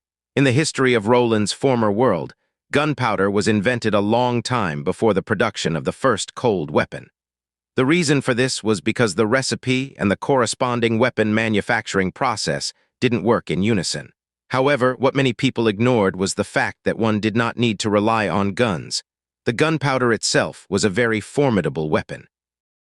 Transcend right when the firing room for cement was built, Roland had already assigned labs for the several follow-up projects. Most of the labs were being built around the North Slope mine area so that the labs could be efficiently guarded. The construction of the labs was speedy due to their simple composition of adobe walls and wooden roofs, and their construction would not intervene with the construction of the city wall. The saltpeter purchased from Willow Town was delivered to the nearby warehouse to be stored. It would be ground, measured, and sent to the labs when it was time to use them. Charcoal and sulfur would go through the same process. The transport and mixture of the three ingredients would be completed by different groups of people. This way, Roland could eliminate the risk of the plan being leaked out. Roland took 20 pounds from the pre-made gunpowder and slowly poured it onto a cropped sheepskin. The gunpowder all went through the process of soaking, compressing, drying, grinding, and screening. They were all in similar sizes and extremely inflammable. To prevent any accidents due to the collision of sparks, the entire manufacturing process did not use any metal products. Instead, they used ceramics or wooden products. After pouring the gunpowder, Roland folded the sheepskin to 3 folds and tied it with string. "That's all I need to do?" Carter asked. This object in front of him could also be called a weapon. Although it was the modified version of the snow powder, it would not do any damage just by its loud noise. Perhaps it would be effective to farmers who had never been to the battlefield, but it certainly would not frighten the trained soldiers and mercenaries. However, the chief knight pondered cautiously. Although the things that His Highness had been doing seemed unreasonable, they all turned out to be extremely efficient. If the demonic beasts had similar intelligence to ordinary beasts, perhaps this gunpowder thing would actually work. For example, a sudden loud noise could make them flee and startle. That way, the stress on the troop could be lessened. Roland gave the wrapped-up gunpowder to Carter and took a bag of the inflammable gunpowder that had been ground. "It's almost the time. Let's head to the outside of the city wall. Iron axe should already be prepared." About 2 miles from the city wall to the west, the vacant space between Misty Forest and the impassable mountain range would be the area to do the trial blasting. Iron Axe and the other hunters had already been waiting here for a long time. Besides Iron Axe, everyone was local and also the ones with the best archery skills. Hearing that Prince Roland had a mission to assign them, they immediately followed Iron Axe over. Everyone knew now that the new Lord of Border Town was generous about giving remunerations. Following Roland's command, they set up long wooden poles on the 4 corners, tied up strings, and enclosed a watch circle for half of a mile. Roland assigned knights to scout near the city wall in case anyone approached by accident. Roland examined around the watch circle and nodded. "Did you bring all the praise?" "Your Highness, the praise are here." Iron Axe came up with a cage. Carter noticed the hens and rabbits in the cage. "Very well, put them on 5 steps, 10 steps, 15 steps, and 30 steps away from the center, and tie one on every wooden pole." Carter shook his head and suggested, "Your Highness, I'm afraid the praise you selected could hardly have any test effect. These animals are timid by nature. They will flee if there are any noises nearby, even if the noise could scare them, but it wouldn't be able to startle the demonic beasts." "To startle the demonic beasts?" Roland paused for one moment and realized. "I'm not planning to scare them, even though this thing is astonishing when it explodes." Roland brought the chief knight to the center of the circle, dropped off a bag of gunpowder, and tore an opening in the bag to allow some powder to leak out. Then Roland pulled out the leather bag with gunpowder and continued to sprinkle the gunpowder from the opening while stepping backward. It was a windless day, perfect for such a primordial explosive method. Roland retrieved the leather bag only when they retreated to 100 meters away. "That's enough, let's ignite it here." He repeatedly estimated the distance, making sure it was errorless, and then said to Carter, "Bring all the hunters here." At this moment, Roland was quite excited. He had done a smaller scale of the explosion test, so he was not that concerned with the outcome of the experiment. What he really cared about was that this moment would be a moment of great invention. The thermal weapon would officially step on the stage, and Roland would be recorded into history as the chief leader. After everyone gathered, Roland ignited the gunpowder. Carter lay on the ground. He felt uneasy as he watched the spark furthering away. With such a long distance, plus it was not even put in the bronze barrel, the exploding noise of snow powder might not even be reached here. It was unnecessary for Prince Roland to demand that everyone had to lie on the ground. However, there was nothing left to say since Prince Roland took the lead himself. The ground was freezing cold during winter. Carter could felt the chill even if he was wearing chain armor. Carter moved a bit. An astonishingly loud sound broke out as he was about to lie on his side. Because the distance was too close, the exploding noise and the shock arrived at the same time. He felt a sudden buzzing in his ears, and the world became quiet. The shaking of the ground continued momentarily. He lifted up his head and saw a black cloud rising into the air, followed by the falling of stones and mud. The shock that Roland received was much less than the chief knight's. As someone that would cover his ears even for firecrackers, Roland promptly prepared protection for himself. The explosive point was unlike in movies, where there would be huge fireballs. The glaring light of flame flashed, multitudes of mud were blasted off the ground, reaching a height of 10 meters in the air. When everything settled down, the only thing that Roland felt was this noise was much louder than firecrackers. Regarding Iron Axe and the other hunters, they were flabbergasted by what they just saw and heard. Only Iron Axe knew that this experiment was to test a new weapon, but he also did not expect the momentum of the weapon to be so groundbreaking. Only the thunder of God's punishment could be comparable to this. Roland stood up. He led the group to the center of the explosion. There was a half-meter deep hole on the ground. The bunny that was closest to the center had utterly disappeared, leaving only a short stake on the ground. Roland examined every other prey. The hens that were placed on the 10-step point and 15-step point were lying on the ground, apparently dead. Although there were no physical damages on them, Roland knew that they died of the shock from the explosion. The only survivor was the gray bunny that was placed on the 30-step, about 15 meters point. There were drops of blood from its ear, and it even gave up struggling when people walked near it. It seemed like that the massive blast of the explosion had deprived its soul. Carter swallowed. The buzzing in his ears was gradually recovering. Until now, he finally understood what Prince Roland meant by not planning to scare them away. Was that the outcome of the modification of snow powder? With such accomplishment, the power of alchemists would be much superior to the power of astrologers. The way Iron Axe looked at Roland had changed. "Your Highness, if the militia could utilize such a weapon, then Border Town would no longer be threatened by the demonic beasts. Could this weapon be mass-produced?" Roland shrugged. "Probably not. We would only be able to produce 20 to 30 of them before the months of demons." The key issue was the saltpeter. The manufacture in this age was still quite primordial. The only way of manufacturing was to collect the nitric acid crystals separated out by the lime mixture of human and livestock waste. Other than the alchemists and the upper nobles that had a demand, there was almost no other uses. So there were few refining fields. If they were all used to do explosives, they would soon be exhausted. As the ultimate weapon, it had to be used along with flintlock and crossbow bolts. Nightingale was walking through the fog. When she was looking outside from inside the fog, the outer world was only bicolor, black and white. The lines which were originally the borders of things were no longer very clear. The borders of straight lines, broken lines, and curved lines became ambiguous, like a picture painted by a child. This kind of feeling was somewhat hard to put into words. Nightingale took a long time to become familiar with how to distinguish between the borders. If Nightingale used her power correctly, she wouldn't be bound by anything while walking through the fog. Even for something like a wall, just looking at it from a slightly different angle would be enough to find a way through. But when looking at it in the real world, there would definitely not be an entrance. In the fog, up and down, front and back were no longer a fixed concept. They transformed into each other, or you could even say they overlapped. For example, what Nightingale was just doing. She entered the castle, which was under the watchful eyes of the guards, without being noticed. Then, within a step, the lines around her changed unpredictably, and she stepped through the ceiling out of nowhere, arriving in Anna's room. For her, this was an entirely free world without any rules. Nightingale was able to relax only in the world of fog. Even though it was silent and lonely, she would never encounter any threat there. Most of the time, the world in the fog was black and white, but occasionally she could see other colors. For example, when she was looking at Anna. The difference between a witch and an average person was their magic powers.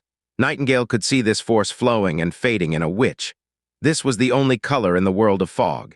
She had never seen anyone like Anna before, with such a full and intense color, an aquamarine luster surging within her. In its center it was close to incandescent. She was almost unable to look at it.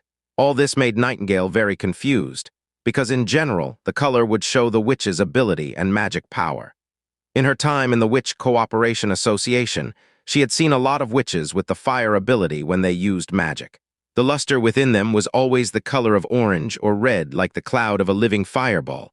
But regardless of size or brightness, other witches couldn't be compared with Anna. If this wasn't already difficult to understand, another point was even more incredible. Within her was such an enormous amount of magic. How could she still be alive? Within the whole Witch Cooperation Association, Nightingale had not found anyone with such an astonishing amount of magical power. Even if it were an adult witch, she would be a dwarf in comparison with Anna. If Anna were to become an adult, no, Anna would never have this opportunity. Nightingale had to sigh because the stronger the magic power was, the stronger the bite would be. She could not even imagine what would happen when the time came for Anna to face her trial. She would likely face a terrible ordeal. The pain of feeling that her organs were torn from the inside out didn't let people lose consciousness until they gave up their resistance, accepting their death. They would be repeatedly subjected to constant pain. She walked out of the fog, letting her temporary depressed feeling fade away, and cheerfully said, "Good morning, Anna." Anna had already become accustomed to the other side's unwanted behavior of suddenly appearing. She nodded her head but did not answer, and continued practicing her flame instead. Nightingale rubbed her own nose and then went to the side of Anna's bed. Nightingale had already seen this kind of practice many times. She had even been watching when Anna had just started practicing. Accidentally igniting her clothes in the back garden shed, she always had a bucket full of clothes beside herself into which she could change. Later, she was able to make her flame skillfully dance at her fingertips.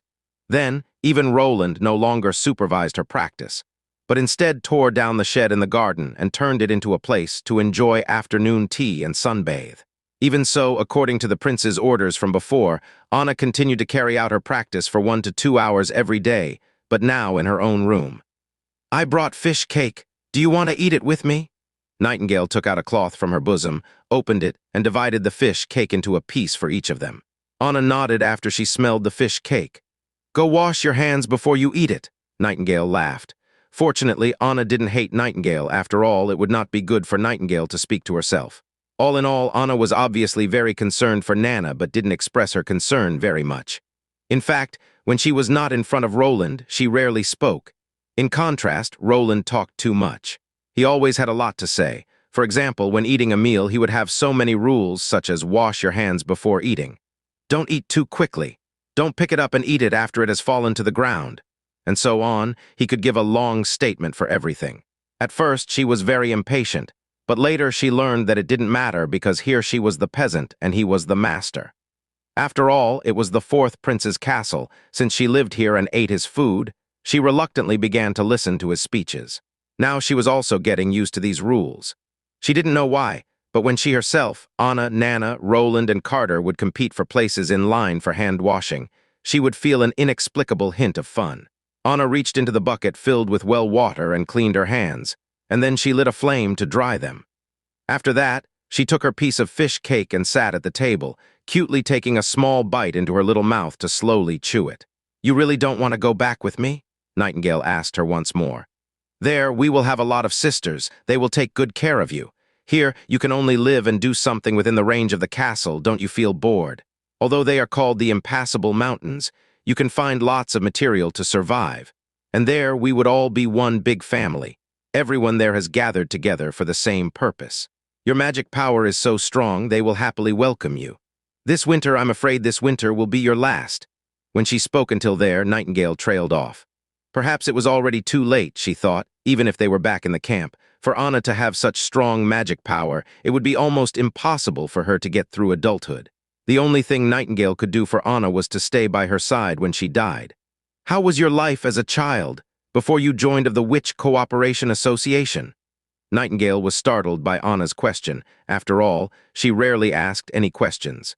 "I used to live in a big city in the eastern part of the kingdom. Actually, it wasn't far from the capital."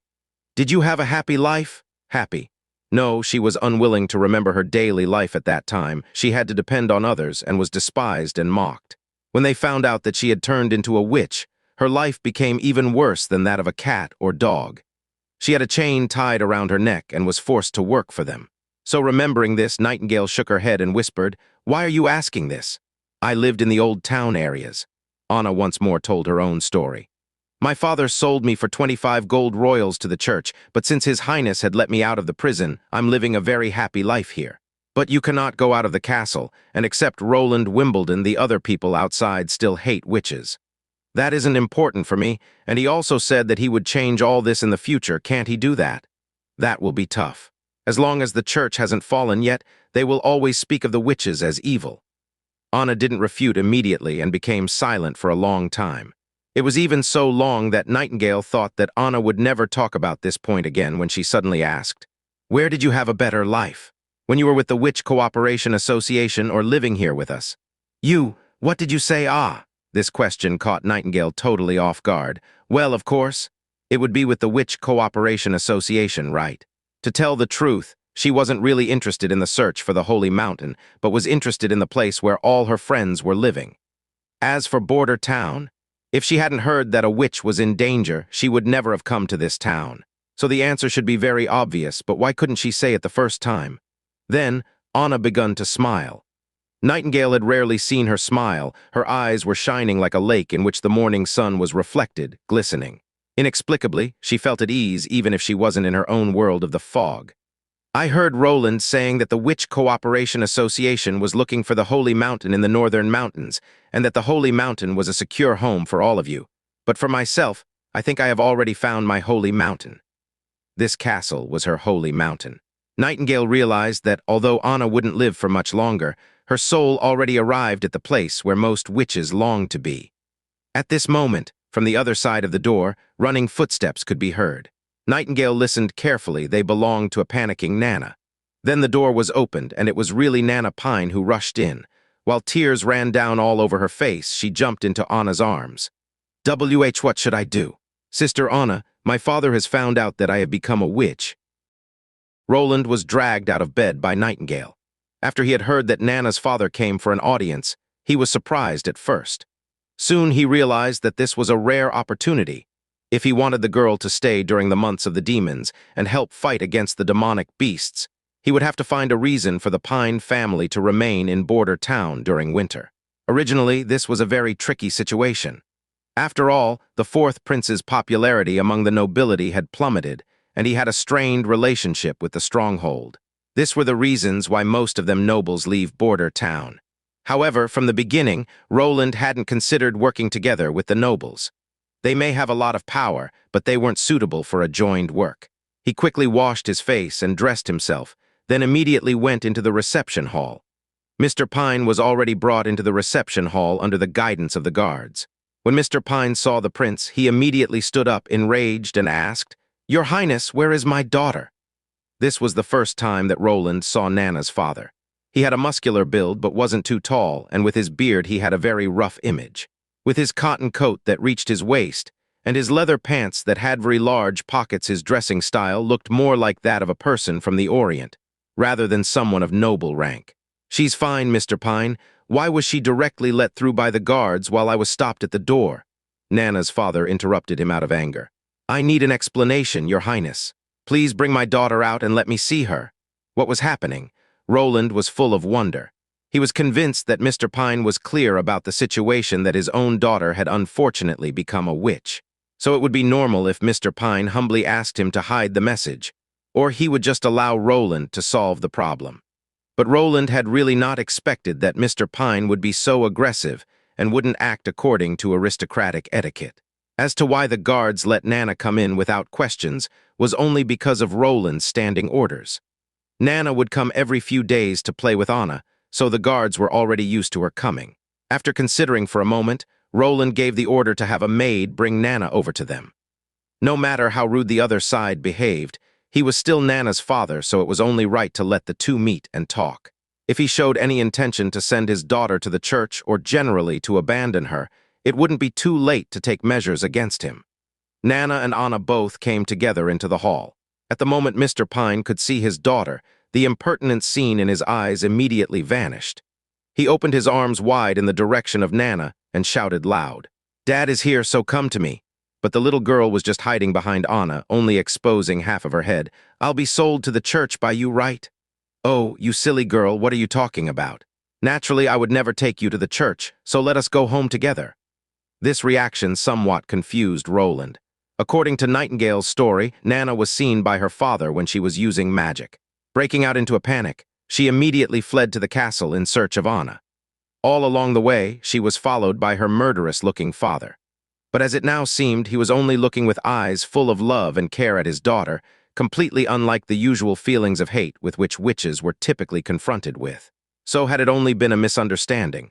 For a moment Roland hesitated, but then he decided to take the bull by the horns and said, "Mr. Pine, your daughter became a witch, you surely know that." "Your Highness, what are you talking about? I don't understand you." Mr. Pine angrily stomped his feet and then went toward Nana, trying to grab her hand. However, Anna stepped in front of him, blocking his view of Nana. "Father, I have become a witch. I'm so sorry," whispered Nana. Hearing Nana mention it once more, Mr. Pine became somewhat anxious. "Don't talk nonsense. How would you become a witch? What has that guy Carl taught you? I shouldn't have ever let you go to the college. There they only teach that rhetoric church shit." Hearing him talking like this, Roland suddenly began to understand the situation. It seemed that Nana's father tried to cover everything for his daughter up. Did he misunderstand Roland's intentions? So because of this, he was so restless until he could see Nana. "Anna!" He gave her a sign with his eyes. Anna understood and nodded.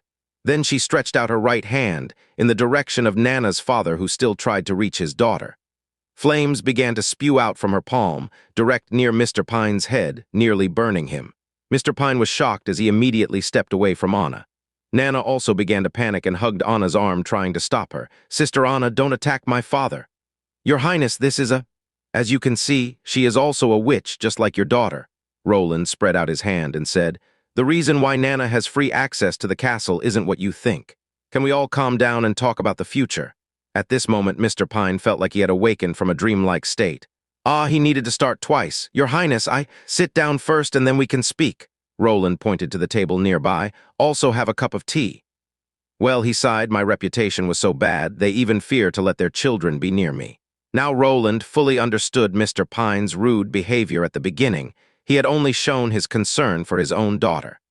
When he had seen his daughter run into the prince's castle, and the guards were already used to her appearance, he couldn't think of any good reason for it. In case Roland was in Mr. Pine's position, he was afraid he would have tried to tear down the castle empty-handed.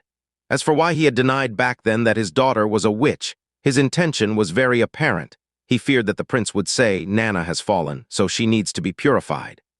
So he tried to convince himself and everyone else that his daughter wasn't a witch so that no one would care about her. Mr. Pine hesitated for a long time, but in the end, he still sat down and drank a whole cup of tea at once. After that, he wiped his mouth and looked a little embarrassed. "Sorry, my behavior was coarse. Excuse me, since when do you know that my daughter has turned into a witch?" "Since before the winter. I wasn't the first one who had found out that she has awakened. It was her teacher, Carl van Bart. Due to her and Anna being friends, he sent Nana to me so that I could look after her and that I could protect her," explained Roland carefully. "The last 1.5 months, she came to the castle to learn her ability without fear of discovery. By the way, your daughter's ability is to heal." "Is that right?" Mr. Pine scratched his head. "So that was the reason why the cat could suddenly run and jump again." "Cat, cough cough, in fact, it doesn't matter. When I came home, I saw a boy who was sitting in the doorway with a cat which was hit by a carriage in his arms. I planned to hide the cat from Nana's view so that she wouldn't be frightened. I didn't think that she had seen me and would immediately run to me looking for the cat. It was very obvious that the cat had been hit and her leg was broken. He looked at Nana and Anna. So you were friends. Anna didn't say what she thought, but Nana quickly nodded her head. Mr. Pine, seeing his daughter's reaction, his expression softened a bit. Upon seeing this, Roland asked, "You do not seem to think that the witches were people tempted by the devil and had become his spokesperson?" "My daughter is undoubtedly not a wicked person." He categorically denied this possibility. "No matter what she has become, I have no doubt about this." Anna's father and Nana's father were entirely different kind of people. Roland couldn't help but feel that he now could somewhat understand why Nana was always so carefree, always having a smile on her face. Such a family, for a child it was just like a warm cradle. "I also do not think so, Mr. Pine." Then Roland said bluntly, "Your daughter's ability to heal other people is of great significance for me. I want her to stay in Border Town, helping me to fight the demonic beasts during the months of the demons." Hearing this, Mr. Pine hesitated. "Your Highness, I am afraid I will have to refuse your request. When the demonic beasts come, it will become very dangerous in this town. I cannot leave her in this small town." Since the Pine family didn't belong to the territory under the jurisdiction of Border Town, so even he as a prince couldn't directly command them to stay. But as long as Mr. Pine was willing to sit down and talk, Roland was sure that he could convince him. "The danger isn't as great as you think, Mr. Pine. If something is dangerous, it will also always offer some opportunities." In his head, the fourth prince went through all the information his assistant minister had collected once more. "I heard that you inherited your title from your father. He became a knight through merits gathered from battle, awarded the rank of baron, and given his own territories." "That is true," confirmed Mr. Pine. "It was at the time of the months of the demons. A small group of demonic beasts unexpectedly broke through the stronghold defense near the Shishui River and were running rampant. When Nana's father was on patrol, he encountered the rampaging demonic beasts. Instead of avoiding them like most people would do, he notified the stronghold, asking for reinforcements, and began to siege the demonic beasts to save the nearby town, even though he had no relationship with the town." While speaking, Roland observed the expressions of the other people. "But Mr. Pine, you should know the things which happened at that time better than me. Your father called for the militia from the town. Then, with his attendants and the militia, he fought the demonic beasts and won. That large battle was fought to stand up for the innocent." "Yes." His tone was a bit agitated, apparently full of longing for his own family history. "There was also an unusually big one. Some parts resembled a deer's and some parts a bull's. It was a fusion of both of them. Its legs were thicker than my father's torso, and when it was ran, the ground trembled. If I were in his position, I really wouldn't have known how to beat the monster. But he did it. My father stood near a shallow trench, luring the furious demonic beast over. It accelerated and was trying to take advantage of its speed at the moment of their collision. My father laid down in the shallow trench and wedged his sword between two stones so that only the sword tip was visible. The seemingly unbeatable idiotic beast couldn't stop, and its belly hit the tip of the sword. The entire stomach was cut open, black blood and some intestines flowed out of its belly. It was so much that my father almost drowned within the trench. Even today, the spoils of that battle, the great horn of the demonic beast, hangs above my family's fireplace." Roland, who was sipping his tea leisurely, said, "It was an admirable fight. He followed the knight's code of faith, compassion, and bravery. Later, he got his knighthood and a manor in the fiefdom of Joe Cole, who was still the lord of the Longsong stronghold at that time. 25 years ago, Joe Cole was promoted to the rank of a duke by His Majesty Wimbledon III, becoming the part-time guardian of the southern border. With this, the whole southern border territory was placed under his jurisdiction. Unfortunately, after his promotion, Joe Cole became an eyesore to his former supporter, Duke Ryan. "Your Highness, you might know well that." Mr. Pine's voice sounded somewhat frustrated. Even when the ranks of Duke Ryan and Joe Cole were different, their levels of power were already even. Cole's blood could be traced back to a branch of the royal family, so his ancestry wasn't worse than that of Duke Ryan's. This was a political scheme. Roland's side, Wimbledon III, actually tried to check and balance their level of power. In order to understand this complicated relationship, Roland had to call for his assistant minister for explanations. The noble and feudal jurisdiction were extremely confusing. In theory, the higher nobility has the right to issue orders within the territory of the lower nobility. But the actual situation was much more complicated. Duke Ryan and Joe Cole were an example of this. Although he was placed in the Western Border Territory under Duke Ryan, Joe Cole, as the king's directly announced count, he had no less prestige and power than Duke Ryan. When Joe Cole became the Duke of the Southern Territory, his power in his old territory became even stronger. This was a method of the royal family of Greycastle to hold the power stable. But when you inherited the territory of your father, the trade, and the agricultural production gradually faded, Roland slowly said, "But now there is a new opportunity in front of you." "What is this new opportunity?" "Surely you had heard of the famine 2 years ago. The stronghold was withholding the food for the next months because of the reason that the amount of ore mined by the inhabitants of Border Town was too small. This year, we are faced with the same dilemma again. The unexpected collapse of the Northern Slope mine didn't leave any route of retreat for the people of Border Town. We must block the demonic beasts at the new city walls. Perhaps the fight won't go smoothly, but as I said before, facing this dangerous task also means a new opportunity for us." Mr. Pine had to first understand the meaning of what the prince said, so he only frowned and didn't immediately give his answer. "To be honest with you, you do not really resemble a typical noble." Roland gently smiled. "No noble would go out dressed like you, and your hands are full with crusts and calluses. Mr. Pine, you didn't let your father's inheritance down, right?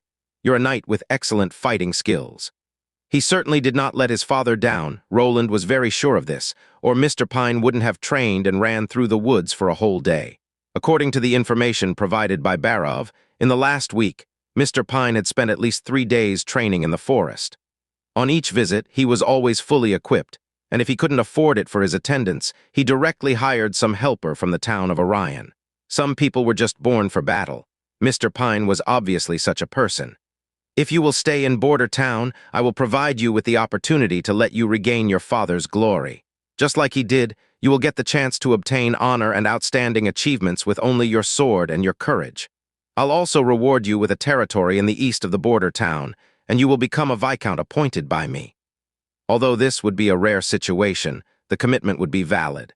As an adult prince, he was able to legally canonize viscounts, barons, and knights.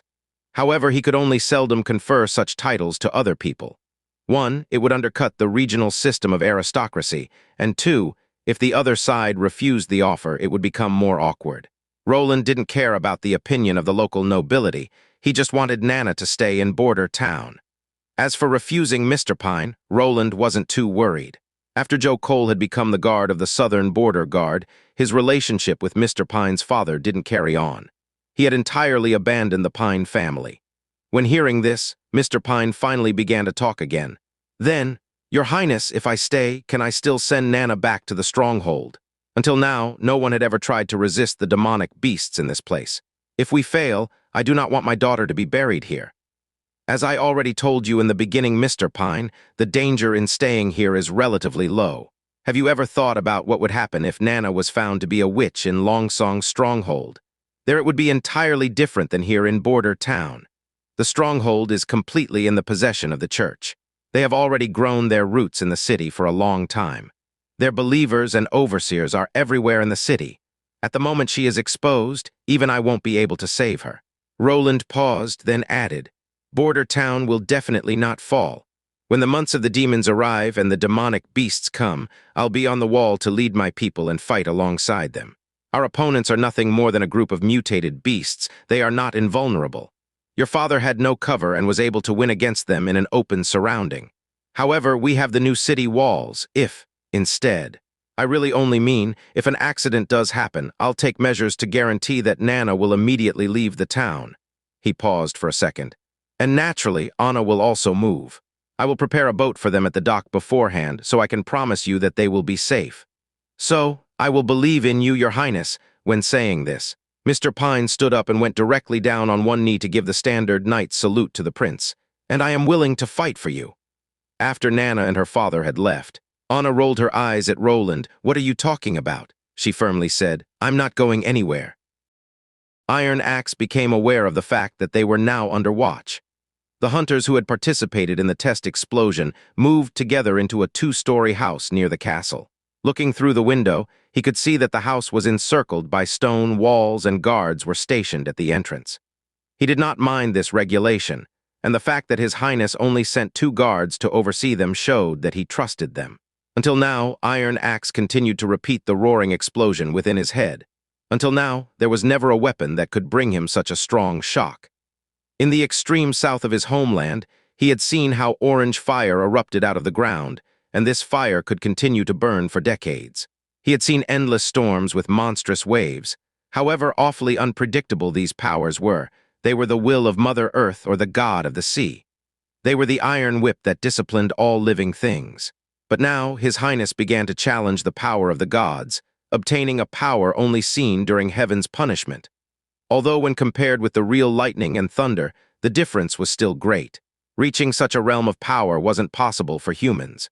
In the Sand Nation, anyone who would participate in such a demonstration or later use it would normally get their tongue cut off. Of course, this was not the safest way to keep secrets. Only the dead could keep secrets from spreading. As a foreigner, they would only see him as blasphemer, and it was forever impossible for a foreign clansman to get into the core hierarchy. The prince knew that Iron Axe was only a half-blood, but he still allowed him to witness the curse of fire. Even more, he also let Iron Axe be responsible for the formation of the hunting squadron. The trust His Highness had within him was burned deep into Iron Axe's heart. During his time in the Sand Nation, he had experienced countless betrayals of friends or family who framed him for their wrongdoings. When he fled to the Kingdom of Greycastle's south border, he still had to suffer discrimination because of his half-Sand Nation and half-Greycastle lineage. He eventually arrived in Border Town, disheartened. Here, he intended to rely on his hunting skills to spend the rest of his life in peace. However, he had never expected to meet His Royal Highness, the Prince, here. And of all things, he had never expected that the Prince would even trust him. He had no doubt that with this new weapon, the one who would win the battle for the throne would be Roland Wimbledon. When he thought about fighting for the future king and the promising opportunities he would get, Iron Axe became wholly excited. Everyone come down to gather. When Iron Axe heard this shout, he took a quick look through the window and saw Roland's chief knight Carter and 4 other knights coming. Iron Axe first finished dressing himself, then walked down the stairs to stand at attention in front of Carter. Since he had participated in the militia training, he knew that His Highness preferred discipline, since he would adjust them to a Unitoff uniformity. The other members of his hunting squad were a lot slower. It took about 6 to 7 minutes before they lined up as a team. "Everyone, follow me to the old place." Carter didn't care much about how the hunter squad lined up. Instead, he went straight to the city wall. It was still the same place as the explosion test. But this time, His Highness didn't set up a safety area. In addition to Roland, there were already 4 knights waiting for them. They were all Carter's subordinates. Iron Axe noted that His Highness had begun to play with an unusually shaped iron stick while explaining something to the knights. When Roland saw the hunting squad, he came to them and asked, "How is living at the new houses? Have you already become used to it? Thank you for your Highness' care." Everyone bowed and stated that the new homes were comfortable. In fact, the new houses they moved into were many times better than the old homes. At least they had no air leaks, and the roofs were also not made of translucent straw bedding, but were made of neat and tidy tiles instead. "This is good," Roland nodded, pleased. "The current arrangements are needed out of security reasons. But you will only need to live there until the end of the months of the demons. Then you will be able to move back to your former living places. In addition, the salary for the first month has been paid to your families, and every weekend you will be allowed to see them face to face. Of course, you will be accompanied by guards." "Thank you for your kindness, Your Highness," said the hunter squad cheerfully. This was really a bit surprising for Iron Axe. Leaving aside the law of Sand Nation, even the military management of Greycastle shouldn't be this lax. Could it be that this was because of His Highness' kindness? Iron Axe became somewhat worried. If His Highness wanted to compete for the throne, he needed to be ruthless. This he knew well from his life in Sand Nation. However, when the 4th prince began to talk about new weapons, based on the development of the gunpowder, he put his worries into the back of his mind. Iron Axe stared without blinking at the 2 iron bars which the prince had placed in front of them. "These weapons are called guns," Roland said. "Next, I'll tell you how to use them." In the next half hour, they had to learn how to use the new weapons. Take the black powder which was the cause of the explosion and fill it into the barrel of the gun. Then a lead ball was stuffed with a poker into the barrel, straight to the end. After that, they had to pour the gunpowder into the igniting chamber, aim, and then pull the trigger. Iron Axe had considered himself to be a master of many weapons, whether it be swords, knives, hammers, axes, or spears. He was well trained with all of them, but he had also needed long years of training and combat skills to master them. Learning how to use a new weapon in only 30 minutes, he was afraid that the speed to master this weapon could only be compared to the crossbow. The other gun was handed to Carter. The chief knight was also full of interest in the novelty of this weapon, and he didn't want to put them down. After several rounds of simulation, Roland set up 2 targets to let them see the power of the guns. The first target had wooden armor in front of its chest. The wooden armor was held up by 2 knights standing at a distance of about 30 feet away. The prince led Carter and Iron Axe through the shooting technique. Then they aimed and pulled the trigger. When they heard the loud sound of fire, every person present jumped up out of shock. Iron Axe was no exception, but soon only surprise was left on everyone's face. Looking at the target's wooden armor, they could see a small hole. The lead ball had cleanly shot through the chest armor's thickest part. Before shooting, Iron Axe had carefully observed this armor. It was clearly not a handicraft workshop's inferior product built from bad materials. The marks of the hammer and anvil on the neckline proved that this was a product of Greycastle's blacksmith standard. The thickest part was half a finger thick and was strong enough that it could ward off a direct hit from a crossbow, fired at the closest distance. To deal with this kind of armor, a heavy crossbow or a warhammer would be a wise choice. So comparing it with a crossbow, the difficulty to use the weapon was the same, but the power of a gun was far better than that of a crossbow. In addition, the gun's loading speed and the loading speed of a crossbow were nearly equivalent. So, looking at the target, which was 30 feet away, Iron Axe couldn't see a problem. "Your Highness, how many weapons do we have of this kind?" asked Carter. "Currently only these 2, and until the months of the demons, we can only produce 2 more at most." Iron Axe could see that hearing this, Carter was clearly relieved. He was able to guess Carter's thoughts.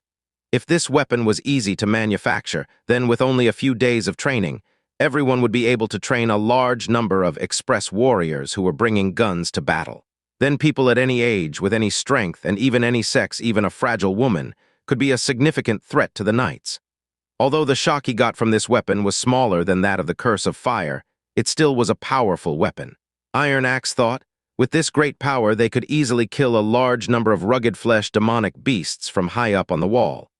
Even if they would face a mixed species, with these firearms, maybe the outcome would be not so embarrassing. But the real significance of such a weapon was clear to Roland. He personally opened the door to the time of wars with hot weapons. Roland was standing on the city wall, facing the north. This past month, he repeatedly checked the castle, the mine, and the city walls in a kind of 3-point loop. He checked them for every possible detail so that he wouldn't miss anything. The militia became very adept at handling their weapons. Due to Carter's repetitive drills, they were able to stabilize the pike until the militia captain loudly gave the command to slash with their pikes. Standing behind the militia was the hunter squad.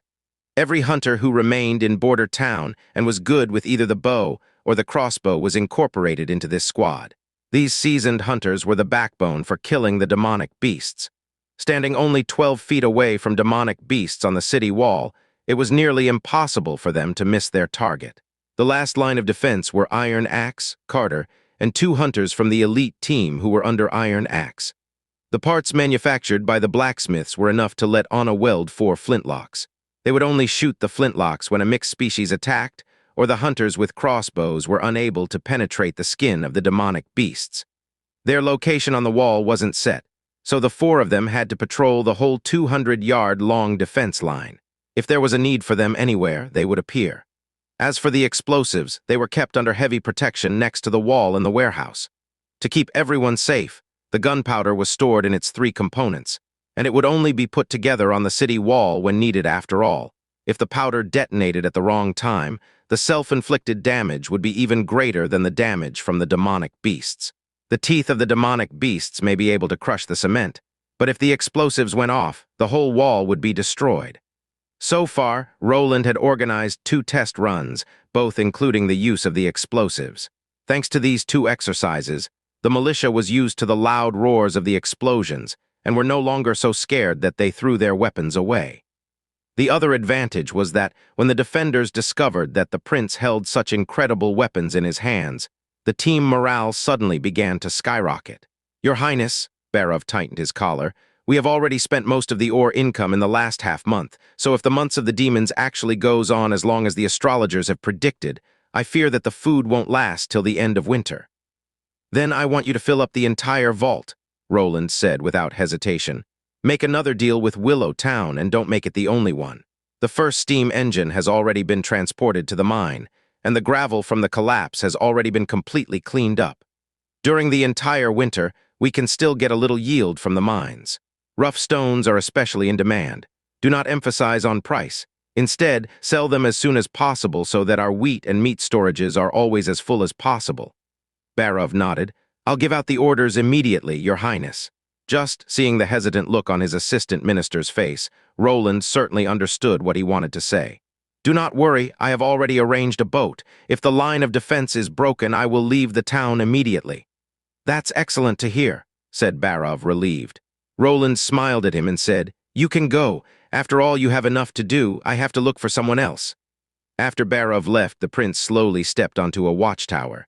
This place was at the center of the city walls and was their highest point. From here, he could overlook the whole front line, parts of the jungle, and the nearby hills. At such a height, the wind was blowing quite strongly, but Roland didn't care. Only on this high and open platform could he somewhat calm down and forget the coming war. You lied to him, someone next to him suddenly said. You don't intend to leave this town. Life is already so difficult. Keeping a few secrets sometimes is good for everyone.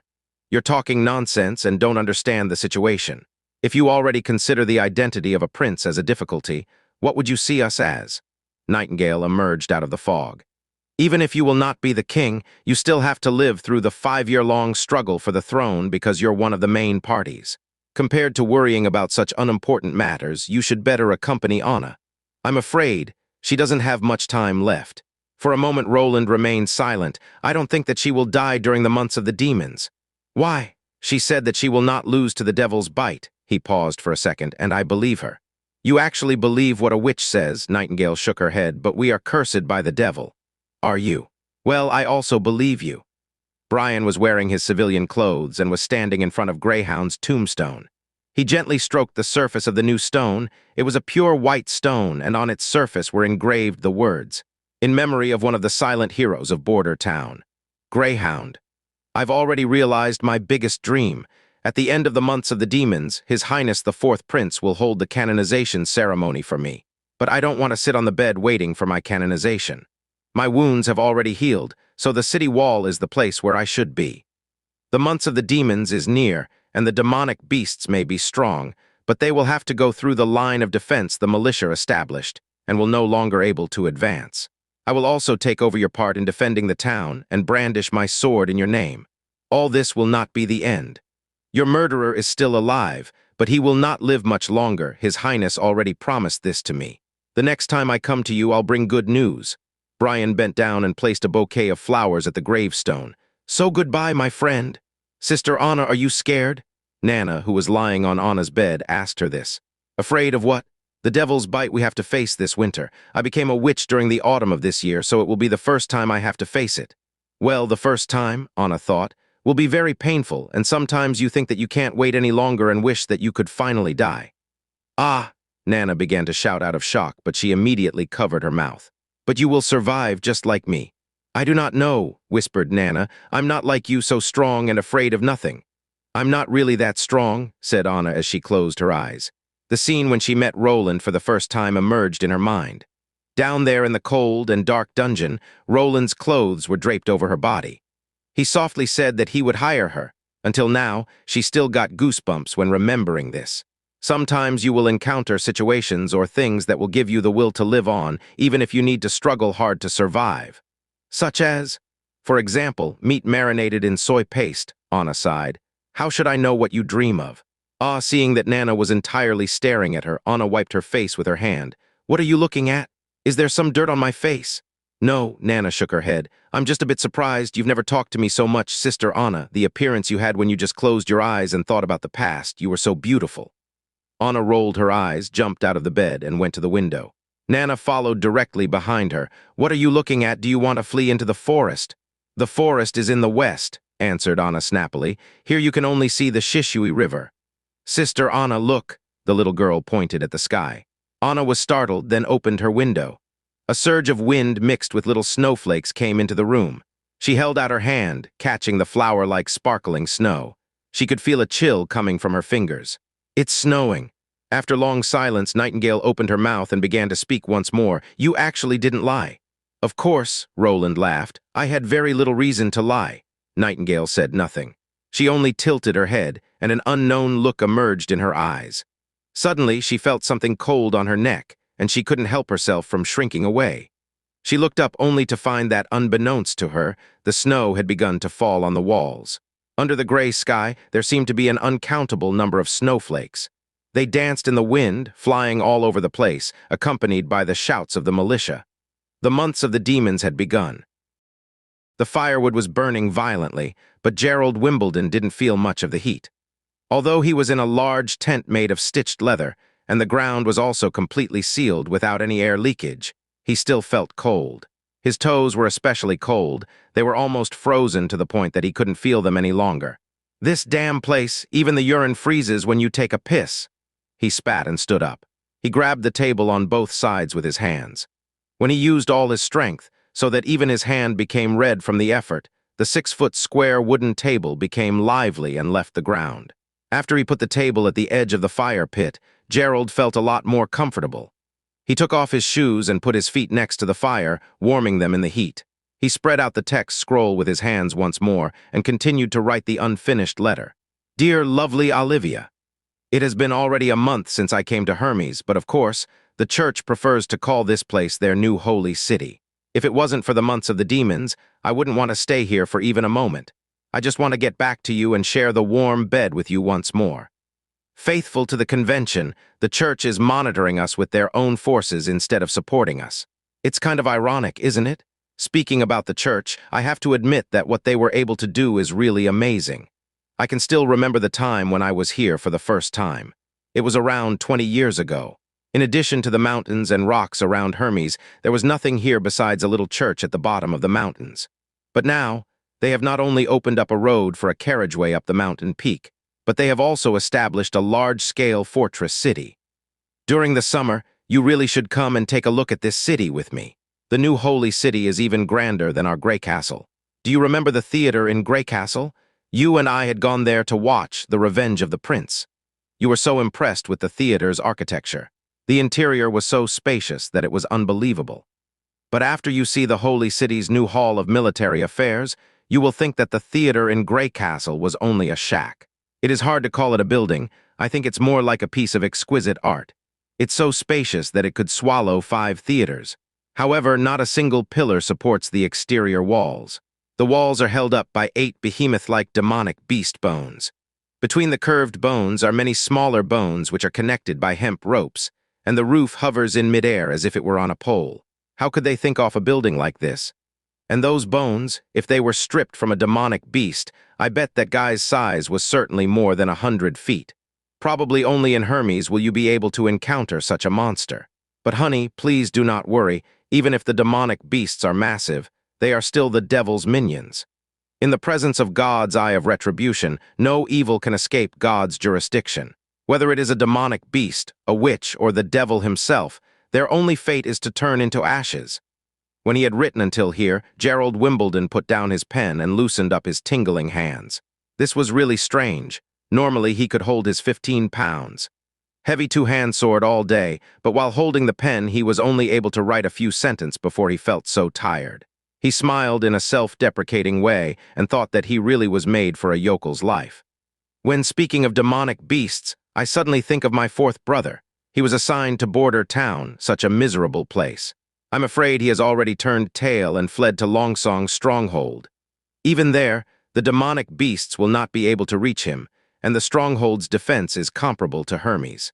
But I think this is not his fault. Even if I went to that place, I would only be able to take refuge in the stronghold. Here it can be seen how unfair my father is. Just because our younger brother performed exceptionally intelligently from an early age, he decided to let him inherit the throne. Father forgets that he himself didn't win the throne with calculating means. Since our mother's death, it has become more and more difficult for me to find out what father is thinking. Gerald hesitated before he began to write the next part of his letter. He did not know if he should tell his real intentions to Olivia or not. He paused for a moment, but then he decided to write it down. If his plans went well, he should already have arrived at the palace in Greycastle before she received his letter. My dear, astrologer Ansger was right. If I do nothing, ultimately the throne will not end up in my hands. Ansger observed the stars, and what he said was, the star of the apocalypse will burn for the next 4 months before it leaves its orbit again. This tells me that I obviously have little time left and cannot wait in vain any longer like this. After today's battle, I will quietly return to the capital and meet my father, and I will take my loyal soldiers with me. Here maybe I have much less opportunities to get riches like in the city of Golden Harvest, but instead there is no shortage of brave warriors here. I just have to throw some coins around and make some promises, and they will follow me like hungry wolves and help me reach my goal. Of course, I do not want to start a revolt. I just want to personally ask my father why he gave the orders to start the battle for the throne. In the end, what was it that let him forget that I, as his eldest son, have the right of inheritance? Ansger has already arranged everything for me. Olivia, my love, you will only need to wait a little longer. The day when I become the king is the day that I will marry you as my queen. If I fail miserably, you shouldn't come back to the capital, but instead, you should stay in the kingdom of eternal winter. Love you, Gerald. He carefully folded the letter and put it in an envelope, then sealed it with wax. After checking it a few times, he knocked on his table and his personal guard quickly entered the tent. You have to deliver this letter to the hands of the Rose family in the freezing wind mountain range. You do not have to travel all day and night. Don't even take a horse, just travel dressed as an ordinary traveler, as a passenger on a wagon from town to town. You only have to remember one thing, this letter must be hand-delivered. Yes, your Royal Highness. Good, you may leave. After Gerald waved his guard away, he simply sat down at the table once more, letting his feet hang over the fire pit. If something happened, he would have no way out. He closed his eyes, recalling scenes of his childhood. At that time, he was playing hide and seek with his second brother and his third sister in the king's garden. When his third sister fell down, she needed her 2 brothers to take care of her. Exactly when had it began that the 3 of them became more and more like strangers. Gerald shook his head, putting his confusing thoughts aside. It wasn't suitable for him to become sentimental, he thought. There was only one possibility to end this. He himself had to sit on the throne. At this moment, the dull sound of a horn could be heard in the tent. Oh, oh, oh, oh, oh, oh, oh. I'm coming. He jumped up from the table and put on his shoes. Stepping out of the tent, he saw that the whole camp was a riot. Everywhere, soldiers were running and waving flags, merging into one big chaos, getting into battle formation. From the distant mountains, a muddy echo came in continuous stretches. When the horn blew, it meant the demonic beasts were attacking. Come with me. He rode on his warhorse, taking his guards with him. Only one person remained standing on the walls of the holy city in order to experience its grandeur. It was like an insurmountable natural moat, standing across the path through the impassable mountain range. The pass to the top was flat and wide. It was wide enough for dozens of people to pass through side by side. At the beginning of the path, there were cliffs formed by a glacier on both sides, but the later part was a plateau. This was why the church desperately wanted to build the new holy city to the top of the mountain. Using this terrain, they built a line of defense that was almost impossible to break through. However, Gerald Wimbledon looked at it more in long run. They were able to transport so many stones and timber from the foot of the hill to the top. In just 20 years, they were able to build a city in Hermes.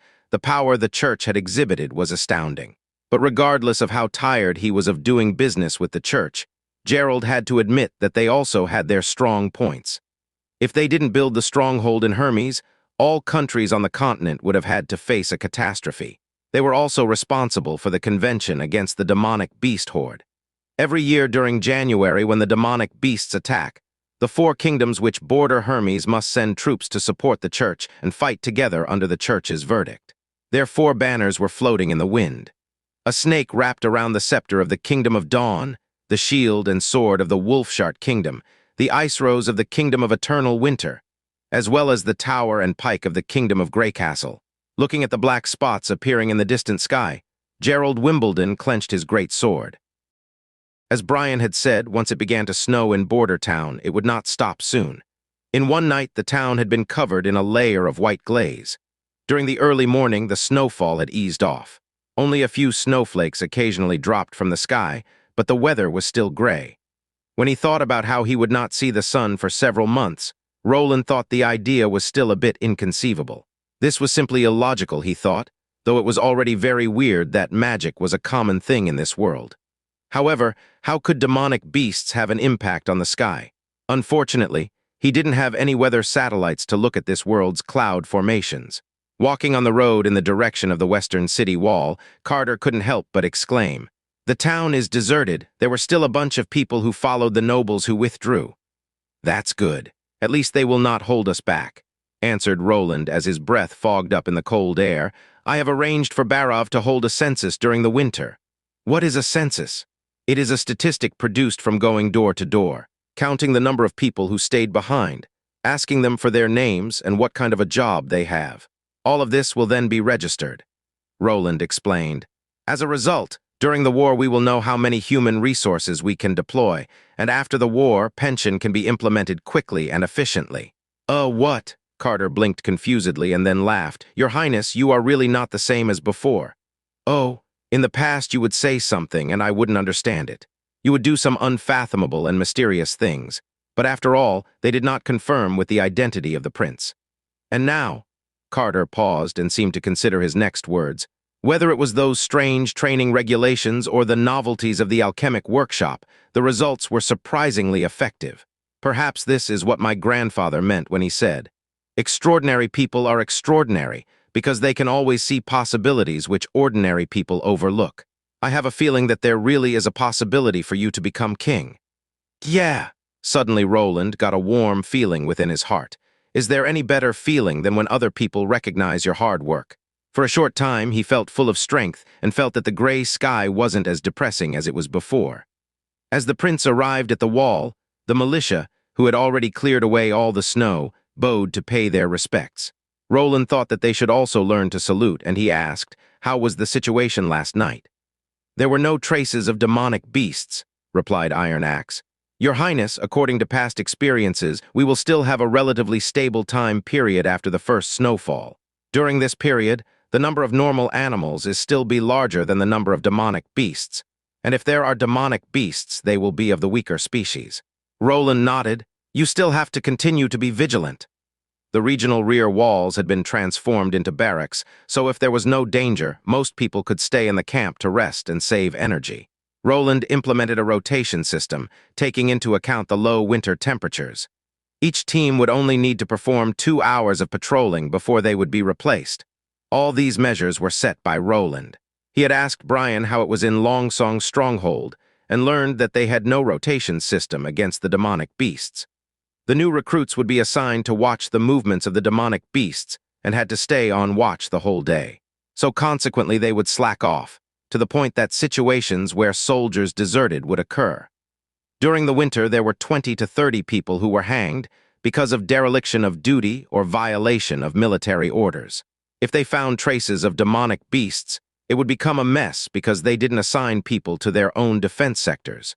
Thinking of the level of the art of war during this time, Roland already had a clear understanding of it.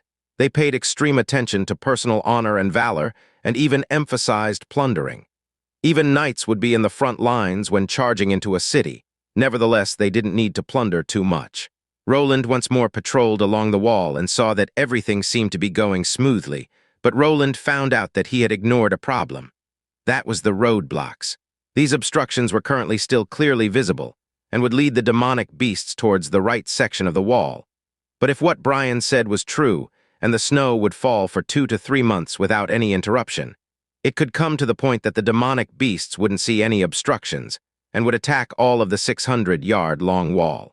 His militia force was clearly too small to attend to such a large battlefield. Sending soldiers down to clear the snow was a bad idea, because a few species like the demonic wolves were extremely agile, so he would definitely lose soldiers. Perhaps he would have to rely on the power of the witches. For example, he could let Nightingale take honor out of the city to melt the snow with her fire and then sneak back, just like how she had brought Nana in and out of the Pine family's home. At this point, he heard a call from an observer on his left side. "Look in front!" Roland and Carter both looked towards the position the observer had referred to. There, a group of small shadows crawled out from the snow, moving slowly in the direction of the wall.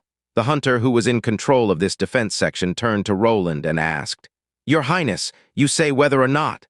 Handle the situation according to the former drills. So judge the situation for yourself to determine whether you should blow the horn," Roland ordered. "At this point, you are more experienced than me." The soldier hesitated, but he eventually pulled the string off his crossbow and stood further down the wall to observe. Roland nodded his head in satisfaction. For now, when the number of demonic beasts that would attack Border Town was still unknown, it would be most important to maintain order on the wall. After all, they could quickly organize their defense according to the steps drilled into them from before. Gradually, the shadows came closer to the wall.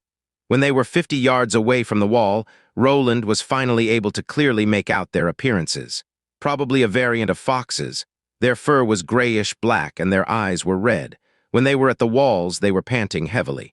"It looks like it wasn't long ago that they were turned into demonic beasts." "They aren't a threat," said Iron Axe while aiming with his bow. "You mean they were infected by the breath of hell which was expulsed in the west?"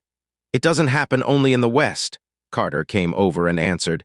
"The gates of hell can open anywhere in the mountains. There is no place safe from it in the mountains.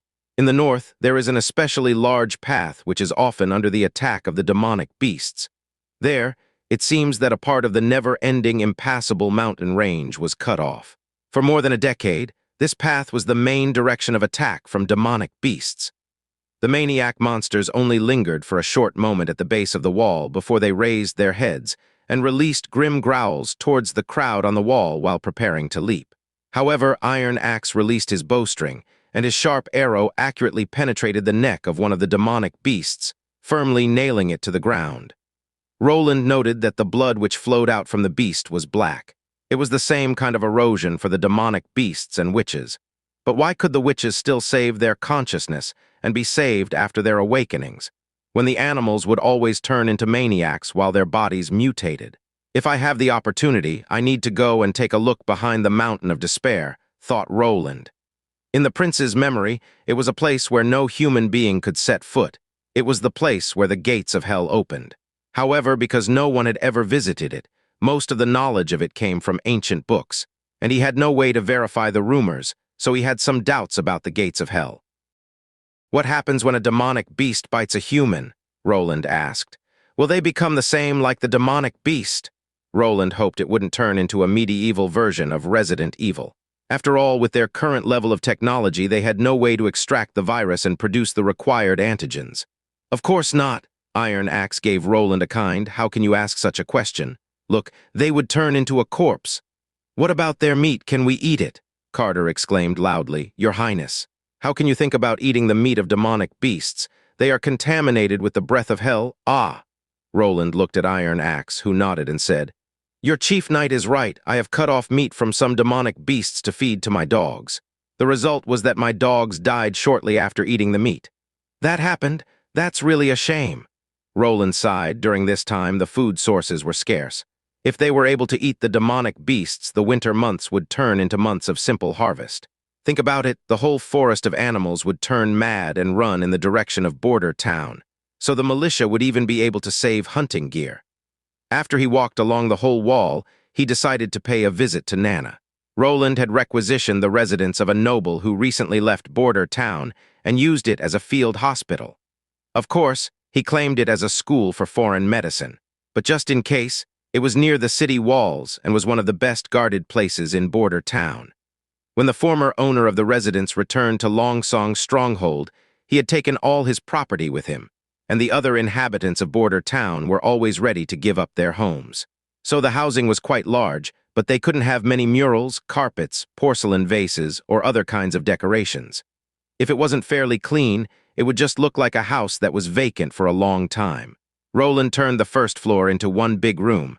Only the stairs to the upper floor and a small hallway were left. Then he put 10 beds into the room. With this, his hospital was finished. It was quite a simple shape. There were no nurses and no doctors. Even the 10 beds were unlikely to be used at all after Nana's treatment. The patients weren't required to lay in the beds. Her treatment immediately bore fruits. During the day, Nana would normally stay on the second floor of the hospital, and Anna would come by when she herself had nothing to do. Sir Pine and Brian were responsible for the first floor, and 2 guards were stationed at the entrance. However, Roland did not expect that the first patient of the field hospital would be a worker from the Northern Slope mine, instead of a soldier from the militia which defended the walls. Nils felt his hands trembling. When he heard the hoarse scream of iron again, he tried to pick up his pace once more, but even with his fastest speed, he couldn't fly. This was all because of his negligence, he thought. Damn, how could he forget the repetitive warnings of his senior knight? If he had known earlier, he wouldn't have grasped his chance to work with the big guy. Since the big guy was installed at the mine gate during the night, the miner's work became a lot easier. Originally, the most tiring part of the job was to drag the ore out of the mine when the mining basket was filled with stones. Generally, 2 people would push from the back and the rest would pull from the front. After years of usage, the originally uneven tunnel ground became flat due to the transporting of the baskets. The pad at the bottom of the iron ore basket also required frequent replacement. A week ago, the chief knight commanded that the senior knight and his men to transport a lot of strange-shaped parts made out of metal up to the mine. And then in the next few days, they assembled them into a furnace. Nils had absolutely not foreseen that this furnace could move by itself when fueled with fire. It could not only move, but it also had extraordinary strength. The senior knight had said that it was His Royal Highness' invention and was seemingly called the steam engine. First, a basket had to be fastened with a rope to the steam engine, then a fire had to be lit before the big machine would begin to hum. Then, the winch began to turn and the basket was quickly hauled towards the mine entrance. Incredible. The senior knight had selected a person responsible for the steam engine after several test runs. When Nils was selected, he was very pleased with himself, since he had waited a long time for such a good opportunity. After all, he just had to stand in front of the machine. He would no longer have to dig out stones or minerals, and he would never ever need to push a basket. That last mine collapse still left him spooked. The words the senior knight told him were still in his head. He said it wasn't a difficult task.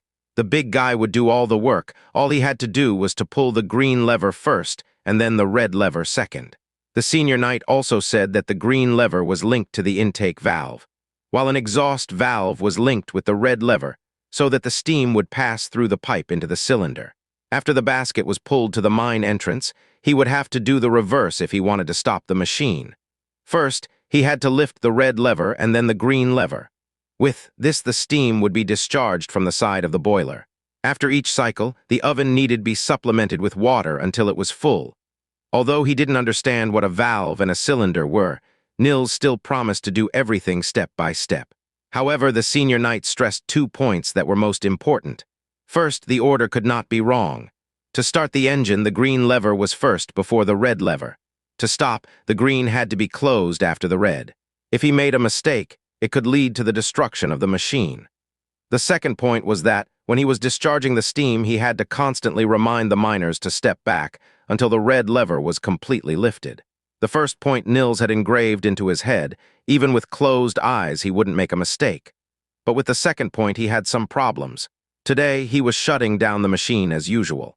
He noticed that other miners were no longer around.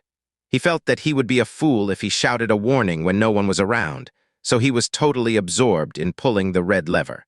The red lever was a bit hard to pull, and out of exhaustion, he had to bare his teeth during the pull.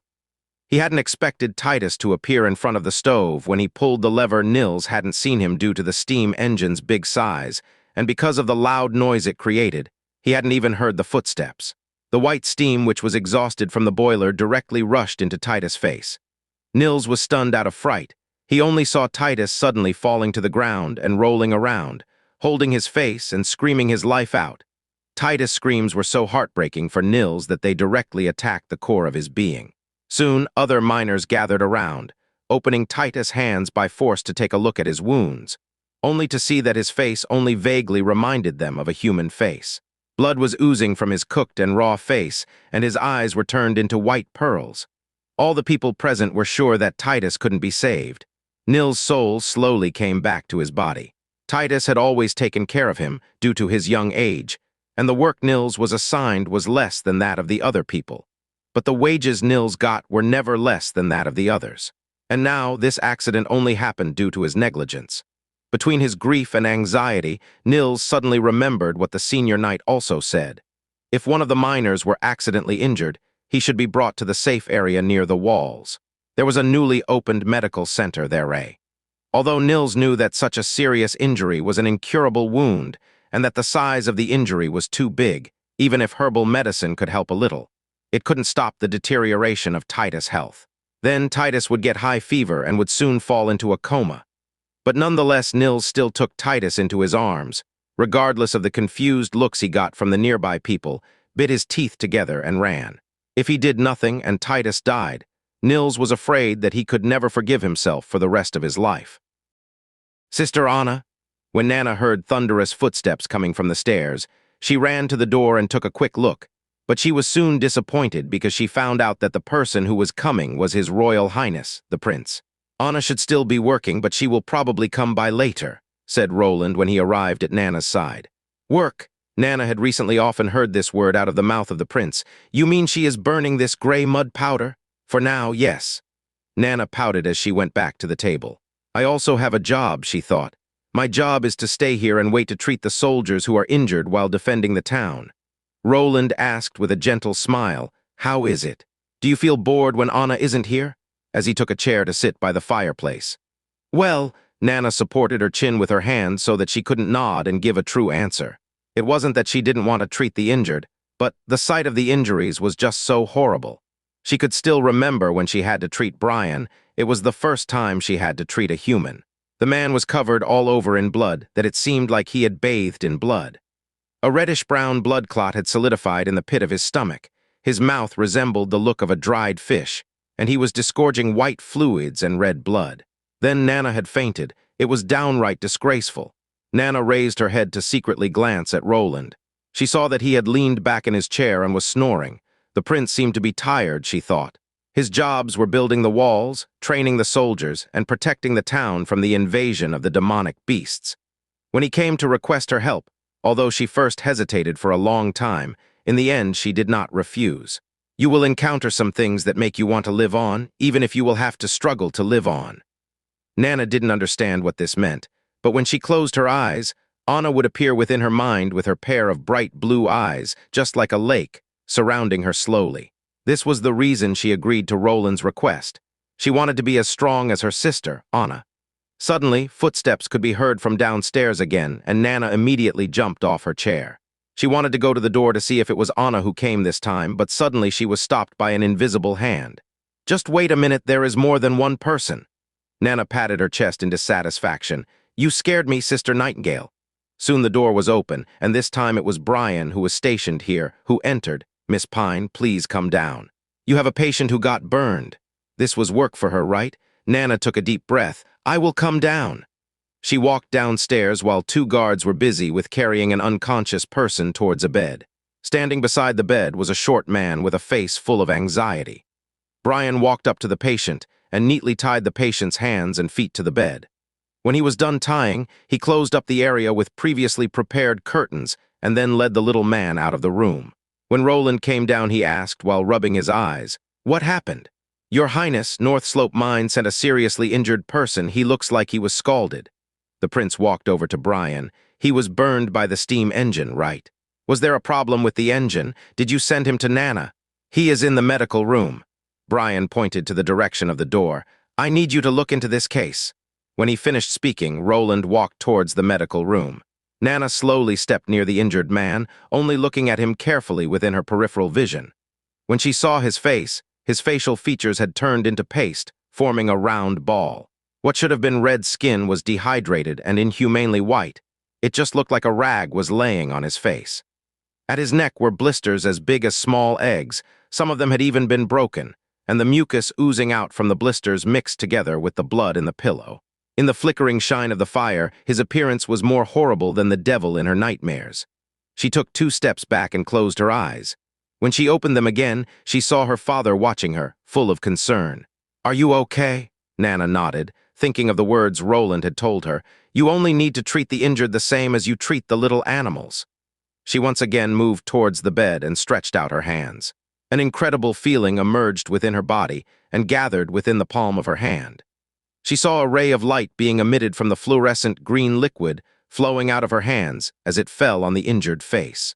For her, this fluorescence light was obvious, but to others it seemed to be invisible. Then, the wounds began to change. The scorched skin was constantly shed off, and new skin began to regrow at a visible speed. The wounded man's groans of pain gradually diminished until it stopped, and his breathing eased. It seemed like he just fell into a deep sleep. Nana exhaled, relieved. This time her own performance was surely better than last time, and she thought, I should have made a great progress with my training, right? My God, is this what His Highness meant when he spoke of your healing ability? This is the first time I've seen you do this, asked Sir Pine. Then he exclaimed, Good girl, you're awesome. It is the power of the gods, Brian said in the same tone of awe. It was also Miss Nana who healed me when I was heavily injured. I really owe her so much. Ah, he is such a fool. Nana had to cover her face because of shame. Doesn't he know that it was Sister Nightingale who smuggled him out and saved him on that day? When did that happen? Asked Sir Pine, full of wonder. Why didn't I know of it? Oh, their powers have nothing to do with God. They belong to the witches themselves. Roland opened the curtain and stepped inside, coughed once and changed the subject. How are his injuries? He has basically recovered, Blaine excitedly said. It's like he was never hurt. Your Highness, with the help of Miss Nana during the month of the demons, everyone who is fighting has a chance to survive. As long as they don't die on the spot, there will be no problem with saving their lives, the prince confirmed, indicating Brian that he should stop since the man woke up. Your name is Titus, right? The man who was named Titus had a look full of confusion and asked, what happened? Am I dreaming? You're not, Roland said. You're still alive. Are you? I have seen your Highness at the square. The man suddenly woke up like he was hit by lightning, jumped up from the bed and fell to his knees. Your Royal Highness, was it you who saved me? It was the daughter of the Pine family who saved you. She is a witch and has a healing ability. Nana's mind froze. He directly said that she was a witch. Would she be okay? Sure enough, the look in the man's eye changed immediately. A woman, she is a witch. Your Highness, aren't they the devils? Don't speak such nonsense. When Sir Pine heard him speaking such words about his daughter, he angrily cried, My daughter has nothing to do with the devil, but she even saved your life instead, man. Do you think the devil would reach out to you with a helping hand? No, please forgive me for being impolite. Titus pulled his head immediately into a deep bow. Thank you for saving my life, Miss Pine. Nana suddenly felt inexplicably uncomfortable. If she could, she would immediately rush out of the room, but a voice in her mind repeatedly reminded her, Be strong. Later, when Titus was sent away, Sir Pine worriedly asked, Will this really be all right, Your Highness? In this way, I'm afraid, my daughter will no longer be able to lead a normal life. You have to think on the bright side, Sir Pine, comforted the prince. We have to take advantage in this kind of situation so that we will be able to break the deadlock. With this, Nana will maybe truly free in the future. Otherwise, in the following years, she will one day be exposed. Until then, I am afraid she can only live a life in seclusion. Real freedom. Nana didn't know what this meant, because even now she felt very free. But His Highness said when they would achieve it, Sister Anna would also be able to leave the castle just like herself. Maybe they could even return to Teacher Carl's college, right? It was already late when Roland went back to the castle. It was snowing heavily again. He went directly into his bedroom, took off his coat, and shook off the snow that got caught in its collar. Then, he hung it on a rack next to the fireplace. Your Highness, don't you think that you have progressed much too quickly? Nightingale's voice came out of nowhere, and then she became visible to the prince. You mean the situation with Nana? Roland poured each of them a glass of wine. Although the wine was more bitter than he was used to, slowly he had become used to its taste. Nightingale took the cup offered by the prince but did not drink. She was waiting for the prince to give a longer answer. There will never be a more appropriate time than now, said Roland. He drank his cup of wine all at once, only to fill it up once more afterwards. I plan to let Nana play a big role with her ability during the months of the demons. So it would have been impossible to conceal her identity as a witch anyway. She can instantly cure fatal injuries. This is nothing close to what ordinary herbs or bloodletting can do. Everyone will want this. Border Town is in the most western part of the kingdom. Here, so far away the center, the church's influence is very limited. If I were them, I wouldn't be willing to spend so many gold royals for a place which could be abandoned at any time. Roland continued, We even don't have a small town church. The missionary left with the nobility to Longsong's stronghold earlier. Knowing all this, what do you think Border Town is? It is an island totally cut off from the outside world. This was your plan since the beginning? Asked Nightingale, surprised. Roland nodded. The never-ending snowfall will close the road to Longsong's stronghold, and the entire town will be in my hands. We have at least 3 months to reverse the witches are evil point of view. With only mouth-to-mouth propaganda, the effect will be very limited. So, we must rely on real-life experiences in order to quickly eliminate the hatred caused by ignorance and misunderstanding. That was the reason why he wanted to let everyone think Nana was the cause of Brian's rescue. He wanted to create a different image of Nightingale. There existed a legend of a nurse who made an all-out effort to look after wounded people, resulting in the plummet of the wounded mortality rate from 42% to 2%. Thus, the fighters conferred her the title of Lady with the Lamp, and the popularity of the whole nurse profession had been elevated to the rank of worship. Nana's ability to heal had more to offer than only heal the injured. As long as someone didn't die on the spot, she could restore him completely like he was never injured. This would be more important and boost the morale more than any weapon upgrade he had presented. At the same time, thanks to her family's decline within the aristocracy's ranks, her father had to deal with hunters and farmers often during the weekdays.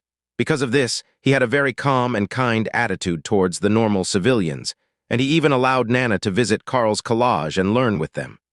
This kind of act was absolutely unthinkable for even the lowest of barons. They would never agree if their children had something to do with the peasants. In their eyes, these people were the so-called untouchables. Can we really do this? Even Nightingale, when facing such a big monster like the church, felt extraordinarily small and weak. If we never try to change, we will never know the answer. Roland did not expect that he would be able to change the view of all the inhabitants of Border Town, but he at least hoped to plant seeds within the hearts of some and get a small team of supporters. Later, he wanted to rely on the seeds, to let them grow and let them spread. Within 3 months, many changes could be achieved. Nightingale thought about it and then whispered, "Why do you want to step out of the masses and help us witches?" In order to use their power for the production of resources, make himself more powerful, and have a better chance in winning the throne, of course. All these answers were not suitable to say aloud. Even so, Roland was a mechanical engineer. He had played a good variety dating games, so he could even be seen as a veteran who knew a lot. So with the experience of having lived for more than 40 years in 2 different worlds, he knew that this time he had to face a crucial question and give the right answer. So he thought carefully about his next words and said slowly, "I haven't told you yet, but I do not care about the background of any inhabitant of Border Town.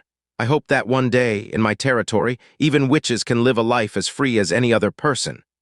This time Nightingale was silent for a long time, and the only sound left was the crackling of the burning firewood. Her face, highlighted by the flickering flames, was like an otherworldly picture. When she spoke again, Roland had enough time to free himself from the beautiful illusion. "You really don't have to accomplish all this." Her voice was small but gentle. "Please forgive me for lying to you before. My sisters in the Witch Cooperation Association have been living the life of refugees for far too long. They do not expect so much. Their only goal is to have a place where they can live in seclusion. Even living in this castle would be enough." "How would that be different from living your life within a cage?" Roland shook his head, but then he suddenly come to an understanding. His eyes became wide open when he looked full of shock at Nightingale. "What do you mean? Are you saying that you are willing to bring your sisters back here?" Nightingale sighed and avoided looking directly at the prince. "When I do this, you will become the enemy of the church. Their arm has been stretched too far and has become too thin." Roland didn't mind the future road due the slogan, "The power of the king is granted by the god." The church and the mortal power will conflict sooner or later. As for Border Town, we only have to live through the next months, then they will not be able to do much to us. Here we are thousands of miles away from their seat of power. What do you think will happen when the Bishop of Longsong's stronghold holds a military trial to come to crusade me? My father would never allow this to happen. This would be a much too great of an attack against his royal power. Nightingale didn't know how to answer. She gave him her salute and left. When Nightingale was out of the room, Roland let himself fall onto the bed and took in a deep breath to relax. There were some things he didn't tell her. For example, he didn't tell her that the center of the church's power was 1,000 miles away. In accordance with the world's news circulation speed, they would probably only be able to react in late spring. In addition to the distance, there was also his identity as a prince. So a big possibility would be that they would only send envoys to ascertain the situation. As a result, Roland thought that they would only arrive after half a year. By then, he himself would already have a solution to break their strength. Thus, the biggest risk of his plan wasn't the church, but rather the witches themselves. This point was only known by himself. Although at the moment the witches were at a disadvantage, the current situation would not last forever. The power of the witch did not rely on blood heritage, so there was no pattern to who would awaken. It was all random. This meant that they could not be eradicated, so their number could only increase.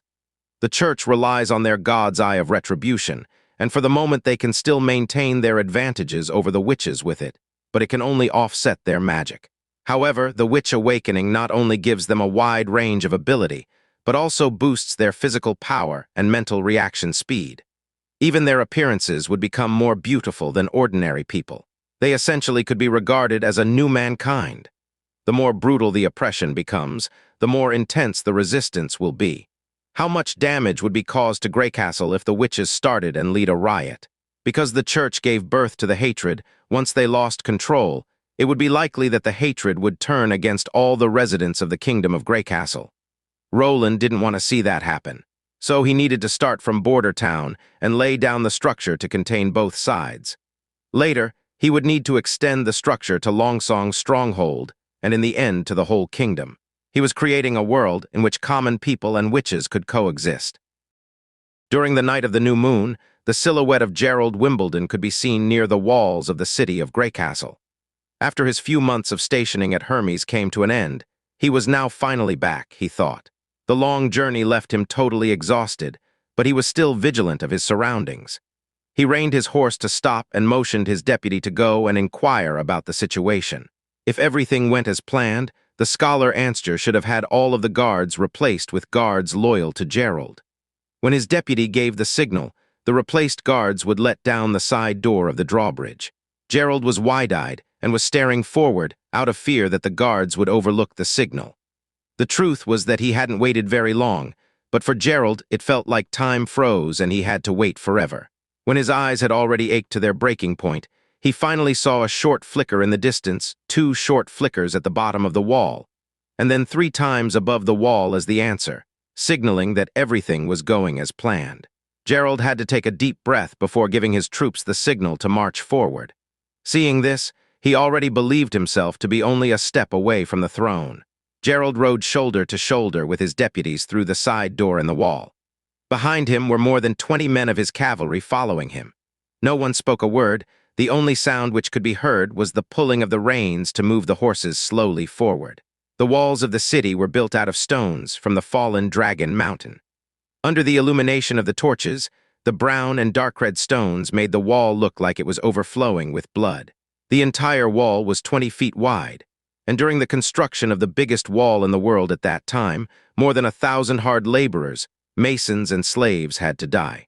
In the minds of the people, this city was known as an impregnable fortress, but now Gerald and his men were easily crossing the walls, conquering the city with units from within. Somehow, he had to think of the church's new holy city. Would their more ambitious and absolutely impregnable walls also fall due treachery from within? Your Highness, I have already waited a long time for you here. Gerald could hear Anster's voice through the gates.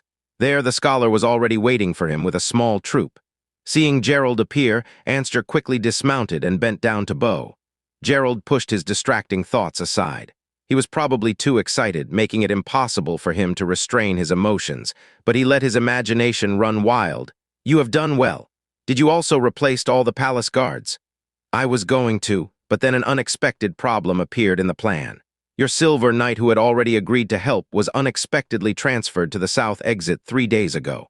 Until now, we haven't had time to switch the new guards with our guards. Gerald frowned. This meant that he could not take 20 soldiers with him into the palace. Gerald himself wouldn't be stopped, but the guards would never let this many armed people into the royal palace. Let it pass. Split the team into 2 parts and come with me to the palace door. Keep the door under good guard and don't let any outsiders hinder me on my way. He hesitated for a moment to make up his mind. Although the plan had changed, the situation was still under his control. Naturally, at night, guards would stand outside his father's chamber, but as long as someone could distract them for a moment, he was sure to cut them down with his sword. Inside the city, everything looked the same as it had been when he left. Although he was now walking through the city at night, he was still able to recognize every street. This was his territory, there existed no doubt. Everyone jumped off their horses and marched rapidly forward in the direction of the palace. When they arrived at the door, his more than 20 soldiers spread out according to the new plan, lurking outside the palace. It was just like Ansgar had said, except the guards were surprised as to why the prince wanted to speak with the king so late at night. However, after hearing Gerald's bluff about having to discuss important matters, they directly opened the door and let him enter. After all, he was the eldest son of the king and the first heir to the throne. Ansgar and Gerald went together through the garden and the halls of the palace. In front of the palace was the residence of Wimbledon III. Ansgar raised his torch and waved side to side with it. Immediately after that, a guard appeared out of the shadows and knelt on one knee, pleading, "Your Highness, please come with me." Gerald became irritated. He smelled blood. Didn't Ansgar say that they had replaced all the palace guards? He looked through the shadows of the flames and took a good view at the man. He was indeed a familiar person, a knight who supported Gerald in the fight for the throne. This gave him a little peace of mind. What happened had someone entered the castle? It happened earlier this evening, Your Royal Highness. His Majesty had summoned a maid for this evening, but she came exactly at the moment of the changing of the guards. The other replied, "Please be assured that we have handled the situation well." He summoned a maid. His father had not touched a woman for a long time, since the death of his mother. Gerald was a little surprised, but now he had not the time to entangle himself in such a trivial matter. So he nodded and said nothing more about it, and instead went into the castle, followed by his guards. Even with his eyes closed, Gerald could find his way through the castle. He had lived here for more than 20 years. Where there was a secret passage, where there was a secret door, everything was crystal clear for him. However, the purpose of this trip was to persuade his father to pass the throne to him without bloodshed. So surreptitiously sneaking into the palace was meaningless. He had to get rid of the guards stationed outside of his father's chamber. Then, he could let his father fully understand his situation, so that they could sit down and talk seriously about the ownership of the right to inheritance. If he could not convince him, Gerald Wimbledon took a deep breath and gave a hand signal for his followers to stop, then pulled out his large sword and took it in his hands. At the end of the corridor was a bronze door, which was the only entrance into the palace. The door to the bedroom was at the end of the corridor behind the bronze door. Usually 2 or 3 guards would be stationed here, but this would be the first time in the history of the palace that the entrance to the king's bedchamber would be unprotected. Gerald first opened the door enough only for small slit, then he slid in with the side of his shoulder, quickly entering the room and taking a battle-ready position with his sword. But inside the room it was totally quiet, and there was nobody speaking. At the same time, an intense smell of blood entered his nose. The thought of premonition flashed through his mind. Then he directly ran towards his father's chambers. There, Gerald saw a staggering scene. His father, Wimbledon III, was sitting in his bed only wearing his nightgown, and his upper body was leaning on a pillow. His robe was open, and in his chest stuck the hilt of a sword. Blood trickled down his belly and soaked the quilt. Standing beside his father was actually his brother, Timothy Wimbledon. How is this possible?" Gerald stood in place, totally startled. "Just like you, brother," Timothy sighed. "I really didn't want to do it." He clapped his hands, and a large number of armored soldiers rapidly entered the room, surrounding Gerald. "This was a chess game, and I wanted to finish it in accordance with the rules. Brother, do you know why I couldn't? If you have to blame someone, blame third sister. From the beginning, she didn't intend to follow the rules, but of course, you did. Otherwise, why would you rush back to the king's city after hearing Scholar Ansgar's prediction? Seriously, if you didn't come, I really would have been helpless." "Ansgar!" Gerald grit his teeth and looked at Ansgar, enraged. Out of fear, Scholar Ansgar stepped backwards. While raising his hands, he said, "I didn't lie to you when I said the Star of Apocalypse has begun its arrival. It metaphorically hunts everyone who has stepped away from the right path, but it also has the meaning of downfall." Gerald now fully understood. From the beginning, he had fallen into a well-designed trap. The smell of blood in front of the castle was probably not left by a maid, but instead it was his silver knight who was removed instead of transferred like they had said. However, his biggest point of despair was that Scholar Ansgar, who had taken care of him for longer than a decade and had taught him how to read and write, had chosen the second prince in the end, just like his father. Timothy Wimbledon. He was a son like Gerald himself, but Timothy alone got all the attention of their father. He got the best territory allocated to him, so it was totally unexpected that he would be the one to strike first. You're the devil from hell. For a short moment, anger flashed within Timothy's eyes, but it soon disappeared. Do you really think so? Dear brother, if you were unable to change our father's choice, did you really intend to stop there and go back? Do not cheat yourself. TN, I changed astrologer Answer into scholar Answer. Gerald didn't know how to reply. The only thing left for him to do was to drag his own brother to hell with him. However, after some time, he calmed down and asked, "Do you think you can get rid of me by telling your lies?" Get rid of you? No, that wouldn't help me at all, dear brother. I was helpless, I had to do it. Timothy's tone remained calm, as if he was only stating facts. If I had honored father and waited 5 years, I was afraid that I would have had to face third sister's pirate fleet.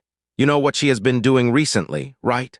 Gerald shook his head and felt a stabbing pain within his heart when he realized how great the distance between himself and second brother had become.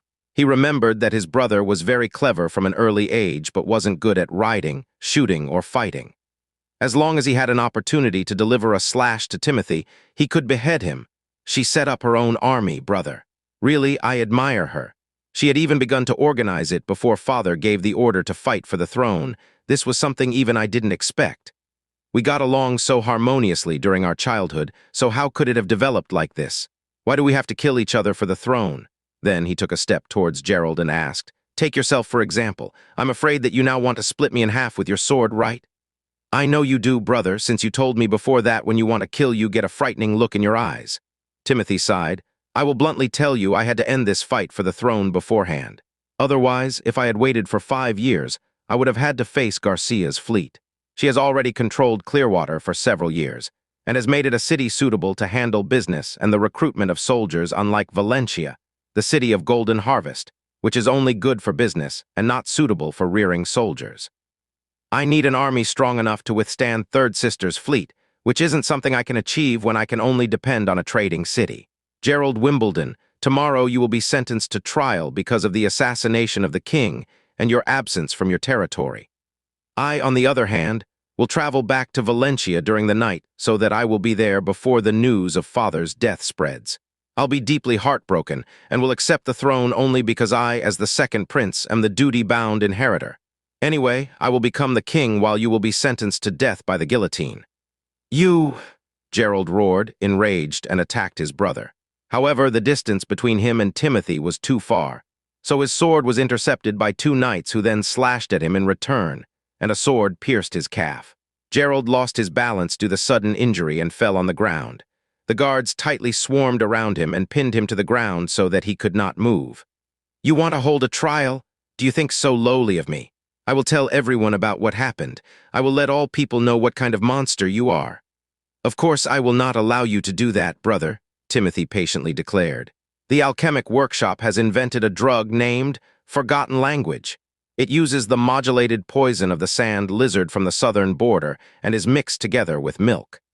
After drinking it, you won't be able to emit any sound.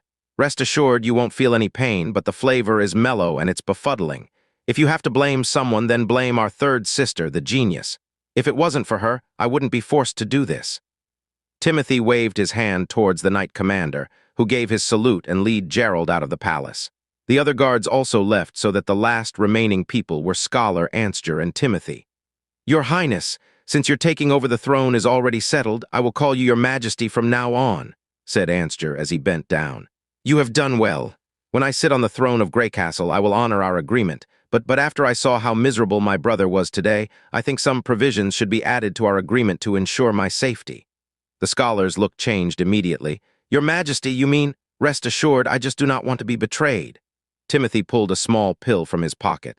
"This must have been so much for you to handle. Maybe you should take this pill. It will dissolve after 7 days. This should be enough time for me to travel to Valencia, getting the sad news, and then to travel back to Greycastle. Later, when I become king, you will become the chief astrologer like we had agreed, but I do not want the others to offer you a higher price." "Your Majesty, you have to be joking." Scholar Answer's face became pale and his look became pained. But in the end, he grit his teeth and eventually swallowed the pill. "Smart choice," said Timothy as he nodded with satisfaction. "You may go." When the palace was deserted, the prince's face darkened. He grabbed the porcelain that was placed on a small table beside the bed. Several sounds of porcelain shattering could be heard, so the guards who were stationed outside immediately rushed in. "Your Highness, get out," he shouted. Yes, the guards quickly lowered their heads and went out, closing the door behind them. Damn, this wasn't how I had planned it. Timothy hadn't planned to kill his father. With Wimbledon III's favor, he only wanted his father to take notice of Garcia's actions and stop her. His older brother, Prince Gerald, on the other hand, would be a pawn within Timothy's hand. Timothy had thought that this plan couldn't go wrong. By controlling Gerald's mentor, Scholar Anster, Timothy could manipulate his brother from the dark. Within the Astrologers' Association, Scholar Anster's status wasn't high. But when Anster wrote some letters to Gerald, the first prince was quickly hooked. All this went exactly like Timothy had planned. His elder brother was strong in battle, but he wasn't good at thinking, but he still wasn't willing to hand over the throne. With each letter they exchanged, Scholar Anster would increase the ambitions of Gerald, guiding him along the path Timothy had prepared. When the last letter with the astrological predictions was sent, Timothy secretly returned to the side of the king, informing him that the first prince may come to pressure him into abdicating the throne. There was no doubt that once this matter was confirmed, the king would immediately imprison the prince out of rage or even sentence him to death or exile instead. Then, King Wimbledon would have to focus on his other children, and when he saw that Garcia was actively developing her military forces, she would inevitably become a second eyesore for him. But who could have thought that when Timothy had revealed the news, the king would only smile, pull out his personal dagger, and directly stab himself in his chest. Everything happened so quickly that Timothy had no chance to intervene. He could only watch his father die. He slowly sat down beside the bed. In the first moments after the incident, he thought that this was all an illusion. His father's final smile was just like a nightmare, causing his hair to stand on end. Timothy went through the whole thing over and over again, even inspecting his father's body. But he still couldn't find a single clue as to why his father had killed himself. He also thought about the idea that it was simply a double, but he couldn't find any flaws in the situation in front of him. Even the remnants of his father's old wounds were exactly the same as he remembered. Seeing that Gerald had arrived to meet the king, he calmed down. With this, he could push the blame for King Wimbledon III's death onto the first prince, and then he could use his own identity as the second prince to inherit the throne. After a smooth coronation, he would no longer be restricted to his own territory.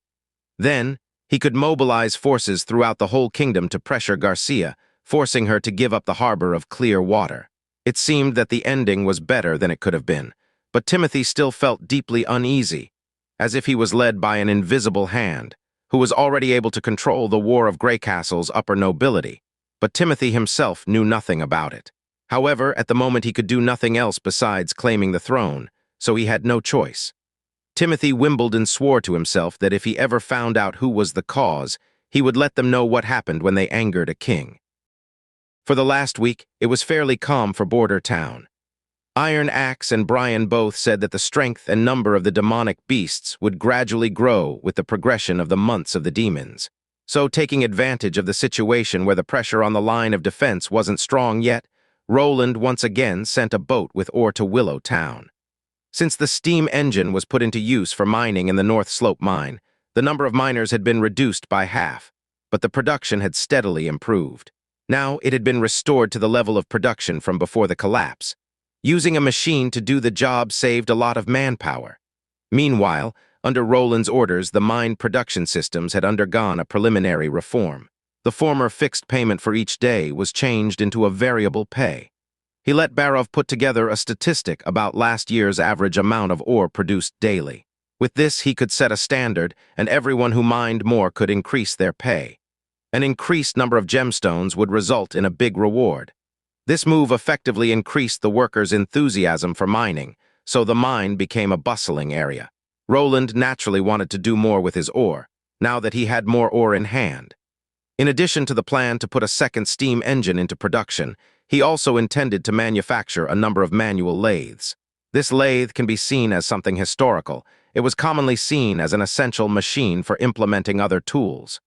The anvil can be regarded as the most primitive tool. It was used for manual fixing and creating. It was better used to create, because using it to fix was really too inconvenient. Thereupon, people would often try to fasten their product or place it in a recess on a table to fix their processed parts. For example, the early matchlock and flintlock gun barrels were placed into a recess on the anvil to be pounded out by hand. Later, manual creation became too slow to meet demand, so they needed tools to increase production speed. The lathe could be used according to different purposes. The tools could be fixed according to each need, and the manual and machine processing could be used together. So, the lathe could effectively improve the strength of pure manual labor and could be changed for every weak point. Roland also considered a manual milling machine. Although the milling machine had various functions, he wanted to mainly use it in order to process involute gears, so its architecture could also be simplified correspondingly. With a slot for a fixed tooth plate and a rotatable steel disc, customized cutting gear could be easily manufactured with Anna's help. By grinding off and polishing the top layer after it got heated to a red-hot state, erasing the slag on the iron, and then immersing it water to harden it, it would become a highly rigid custom disc. After the key problems were solved, Roland immediately gave Carter the order to hire 2 carpenters, who would build him a milling machine. Meanwhile, Anna continued to manufacture other metal parts in the castle backyard. Roland had to say that with Anna's help, metal processing had become as easy as forming clay, especially after she had mastered the retrieval of her flame. At the moment, she was protreating small items, forming their rough shapes within her hands. Seeing Anna take an iron ingot in her hand, melt it without further help, and shape it into the form she wanted caused Roland to sigh in wonder. If he hadn't been able to employ a witch, Roland thought, achieving his production program would be delayed by more than a decade. 2 days later, the first simple milling machine appeared in the backyard. This time, Roland wasn't idle. Drawing the gears could be regarded as his job. He designed a set of gears to be used for speed control and stabilizing the steam output. The corresponding tooth plate's design was already normed, and Roland could only wait until the milling machine was completely assembled before they could start with the production of the gears. Using gears wasn't a new thing. Most of the mines in this world used a winch mechanism to drain the water, which was built out of wooden gears and pulled by animals. The chief knight finally felt satisfied. Last time, His Highness had done so many unfathomable things, but this time he could understand what the prince tried to achieve. Roland also gathered 3 blacksmiths with their apprentices, who would learn how to use the milling machine together. After all, he could not personally operate the machine every day, so it was necessary to train a group of professional workers. After everyone respectfully bowed, Roland began to demonstrate how to use the milling machine to process the gears. Roland didn't mind acting as a teacher in front of everyone. In fact, what else could one do in this era? Plus, while doing this, there was no one who could criticize his manners, so he could operate the machine without any pressure. The chief knight was in charge of pouring hot lard into the machine as lubrication. Naturally, in this age, there were no oil lubricants. Replacing it with lard was a bit of a waste, but it was still better than nothing. After drenching the disc, the lard would fall into a pot which was placed under the machine. With this, the lard could be reused several times. Roland first placed the lower milling stone in accordance with the design he had engraved beforehand. Then, he set the tooth gear above it so that the tooth gear, the milling stone, and a wooden wheel were in one line. The wooden wheel was driven by a pedal, and its power was transmitted to the lower millstone by a leather belt. Then, he put his hands down to gently stabilize the disc handle, until the lower millstone and the slowly moving tooth gear were at a 90 angle. Because the material of the tooth disc was iron and the lower millstone was out of steel, cutting out the teeth marks was not very difficult. Due to the hot lard, the yard was soon filled with a tasty smell. But because the blacksmiths and their apprentices hadn't had meat in a long time, they had to swallow their saliva when smelling it. After the demonstration, the contract was soon signed. Bordertown's commerce was still in the initial phase, but calling it an industry was out of the question. No matter if it were the steam engine or the lathe, there would be no phenomenon where the people would run to the store, striving to be first or fearing to be the last to buy them. In this day and age, most people were not aware of the enormous significance they represented, as well as the potential commercial value they possessed. As such, Roland could only take the initiative to promote the use of these machines. Roland specifically wrote in the contract that the blacksmiths who used the milling machine were required to process at least 1 set of gears each week. The required materials would be provided by the castle, and the processing cost was set at 10 silver royals. At the same time, the blacksmiths had to pay a weekly fee of 2 gold royals. The milling machine was not given to them for use free of charge, but was rented out to them instead. After entering the months of the demons, the blacksmiths would usually have a lot less to do. So, this time when they had the chance to make money, and it was even under an order from His Highness, there was naturally no blacksmith who had any objections. Meanwhile, Roland told them that this was only the first milling machine. In the future, he would produce several, one after another, and if they were interested in one, they could apply for it in the town hall. "Your Highness, why didn't you directly write a processing fee of 8 silver royals in the contract?" asked Carter, puzzled, after the blacksmiths had left the backyard. "Although these 2 figures are the same, they don't contain the same meaning," Roland explained. "This is probably Border Town's first commercial leasing contract, so I had to set an industry norm." The chief knight rubbed his forehead. The 4th prince seemed to be talking rubbish once more, but Carter was already used to it. As long as he pretended to listen carefully, His Highness would continue to explain it. "A good beginning is always important in order to form a virtuous circle. I am the only one who currently needs to buy the gears, so I have to provide the tools while they provide the manpower. They will also get paid. In the future, when there are others who have a demand for gears, they will realize that having their own tools will be better than renting the machine and earning the remuneration provided." When Roland spoke up to hear, he paused for a moment and then said, "In this way, when they see something new, they can first rent the machine and decide later if the market is big enough for buying their own machine, and if not, they will just continue renting the machine. This is a virtuous circle." While Roland, full of interest, was talking about implementing a fair trading system, the sound of distant horns could be heard. The patrol team would only blow the horn in the case that they couldn't cope with the current situation, alerting the town to assemble soldiers. Roland and Carter looked at each other surprised, and then immediately walked out of the castle backyard, where the guards had prepared horses. Roland directly mounted his horse and rode with Carter and his men in the direction of the walls. When they arrived at the wall, they saw that all members of the militia had already climbed up the wall and had taken their places, setting up a forest of pikes. Seeing this gave Roland a feeling of relief. The eggs hadn't been a waste after all.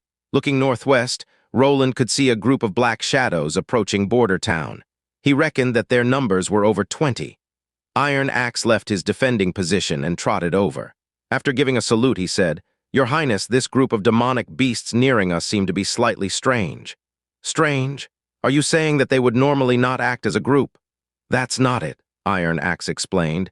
"If they were to pack animals before the fall, then they would still retain that habit, such as the wolf species. But this kind of species doesn't belong to this kind. They normally wouldn't act this way. They seem to be on a mission. Earlier, the hunters had already seen the beasts killing each other. The demonic beasts were only a mutation of their former kind. Their actions would mostly be similar to their original habits, but at the same time, their desires would become stronger. In a sense, the intelligence of a demonic beast was lower than that of a wild animal. Because of their manic temper, they even crossed dangerous areas that they would normally never cross." Roland carefully observed the group of demonic beasts. He could see really big and small beasts and could distinguish at least 2 different kinds of beasts, one kind wolf and the other bison. Species which would normally kill each other had suddenly learnt that they had to work together to accomplish something. Because they still had to pass through some obstacles and traps set up by Iron Axe, they slowly crowded together in front of the center of the city wall. Vanner felt his hands become damp with sweat. His grip holding the pike had become somewhat slippery. Taking advantage of the fact that no one was looking at him, he secretly wiped his hands on his clothes. The hunter captain repeatedly said, "You have to relax. Take deep breaths." Vanner repeatedly tried to do this, but still could not stop his accelerated heartbeat. He had already lived in the West for more than a decade, and he had always heard of the evil doings of the demonic beasts. Since the beginning of the months of the demons, the occasionally arriving demonic beasts were all shot down by the hunter squads, so he slowly lost his fear of the demonic beasts. He even thought of himself as a brave and battle-hardened soldier. But today, facing so many demonic beasts for the first time, Vanner's legs still trembled.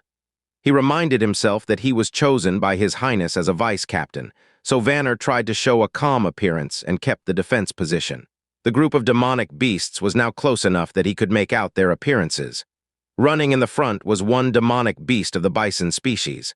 On its head it had 2 arm-thick horns. It looked just like a black ram.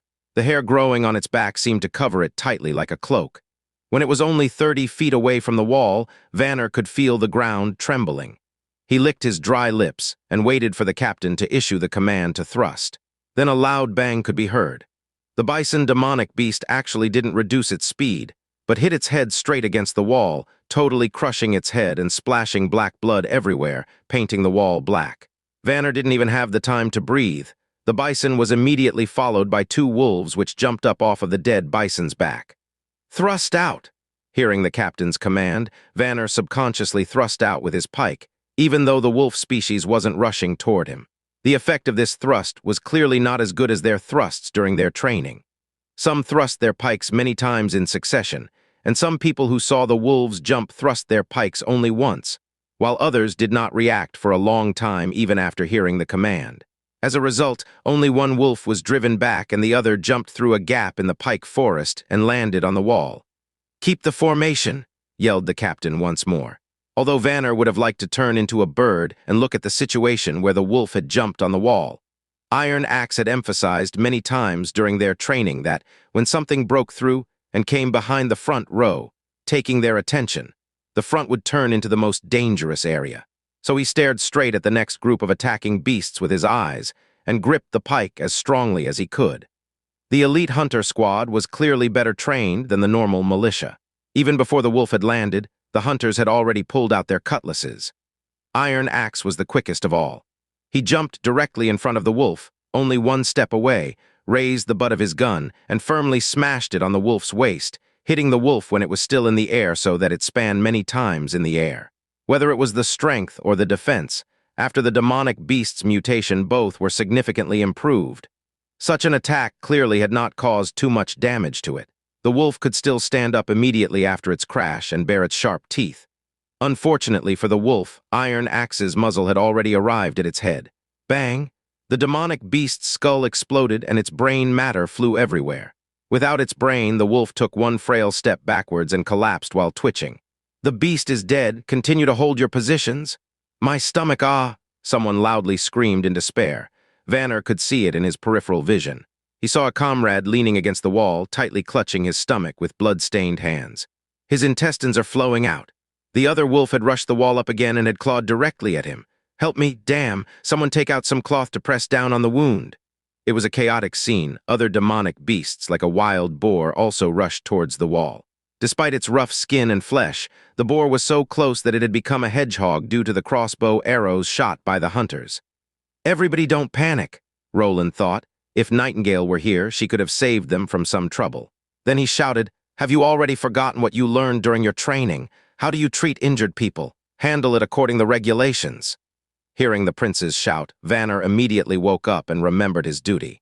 As a vice captain responsible for a segment of the wall's defense, he was responsible for organizing a rescue whenever someone was injured.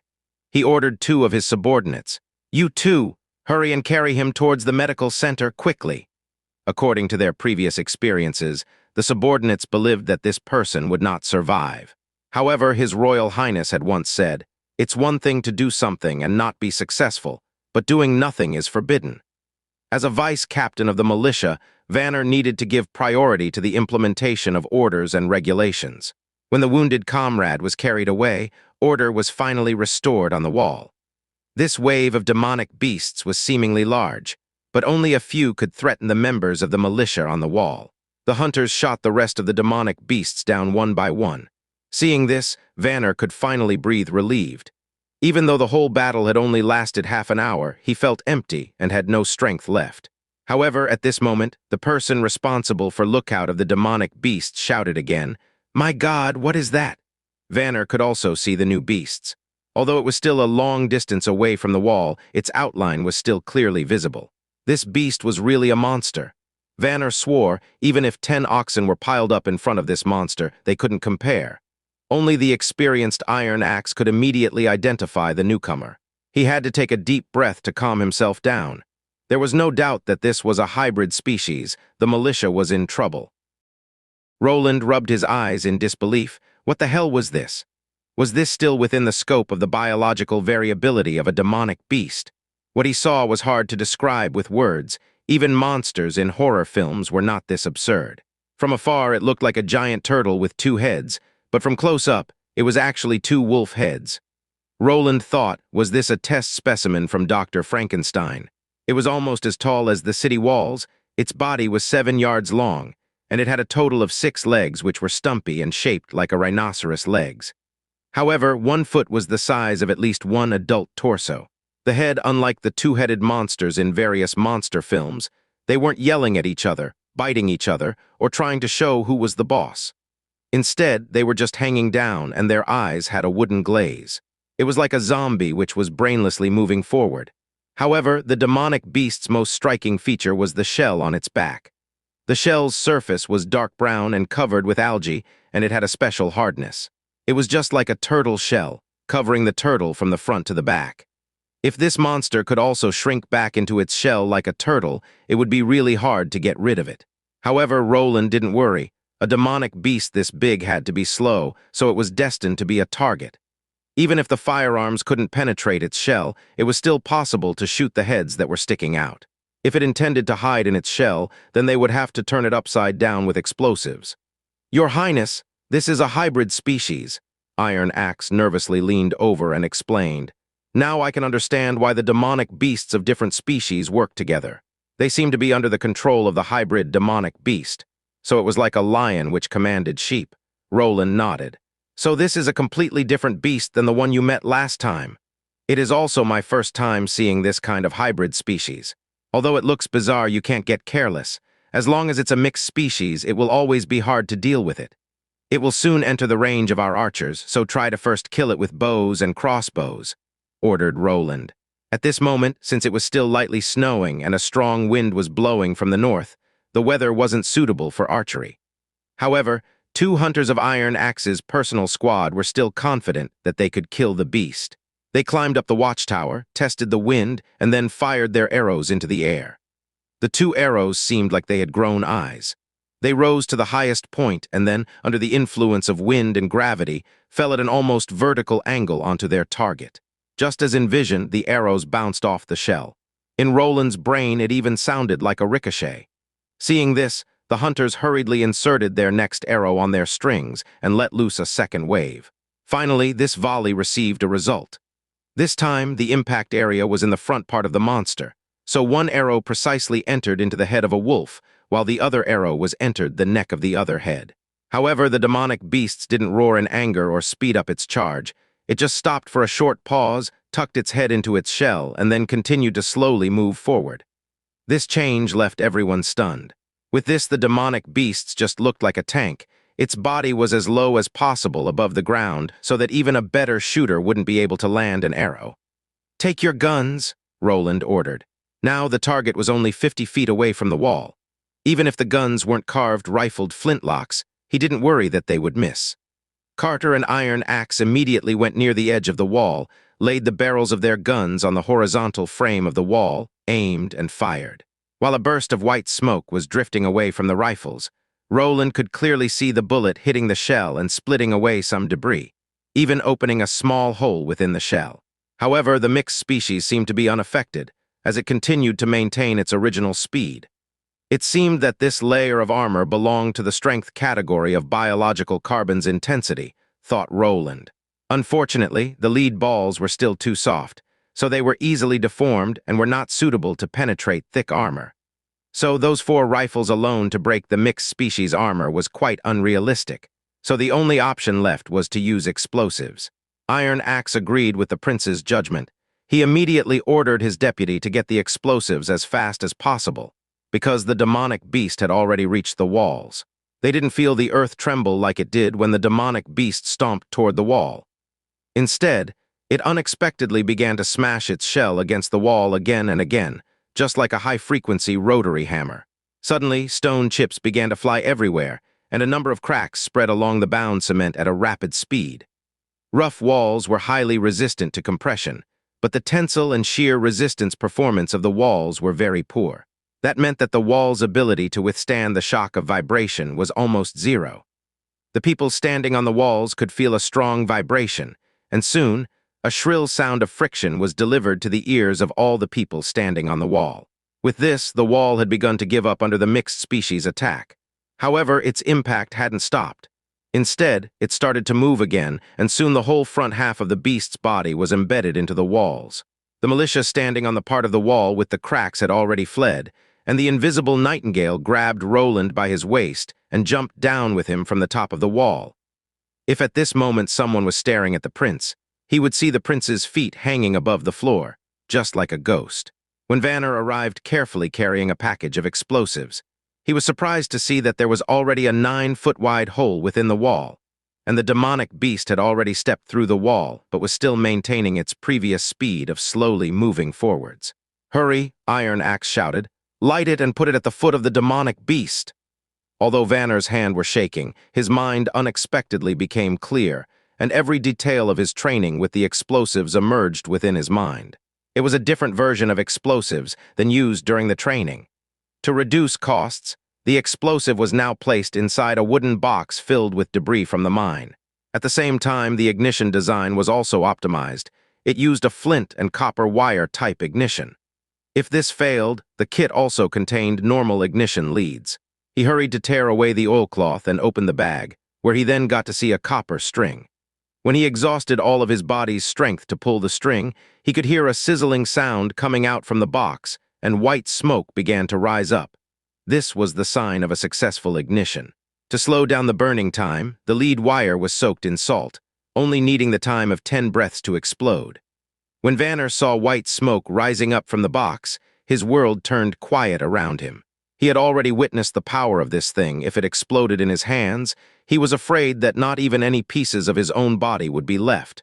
9 breaths. Vanner could hear his own heartbeat, as if it wanted to give him a countdown. Step by step, he went in front of the demonic beast, placing explosives under the beast. 5 breaths. Now that it had built up so much pressure, nothing could stop the explosion now. 3 breaths. Vanner turned and ran. 2 breaths. Once breaths, he could only hear a muffled sound. Vanner felt the shockwave and the world became noisy again. He turned around and could see a lot of white blasted up from under the shell. That was the snow shot into the air from the explosives. At first glance, it looked like a diffused misty flower. The demonic beast finally stopped, but before it fell, it crashed into the ground, as if it couldn't afford to hold up its heavy carapace any longer. Then, black blood surged out from under the carapace, soaking the ground around it. "Oh, oh, oh!" Seeing this, the crowd suddenly burst out in cheers. Vanner fell down to the ground, only now discovering that his clothes were soaked with sweat. It was finally over. When everyone thought this, the sound of the horn resounded throughout Border Town again. Once more, a horde of demonic beasts was marching toward Border Town, trying to destroy it. "Do you feel better now?" Anna patted Nana on her back to comfort her. Anna's stomach was also turned upside down, but in the end she was still able to swallow it down.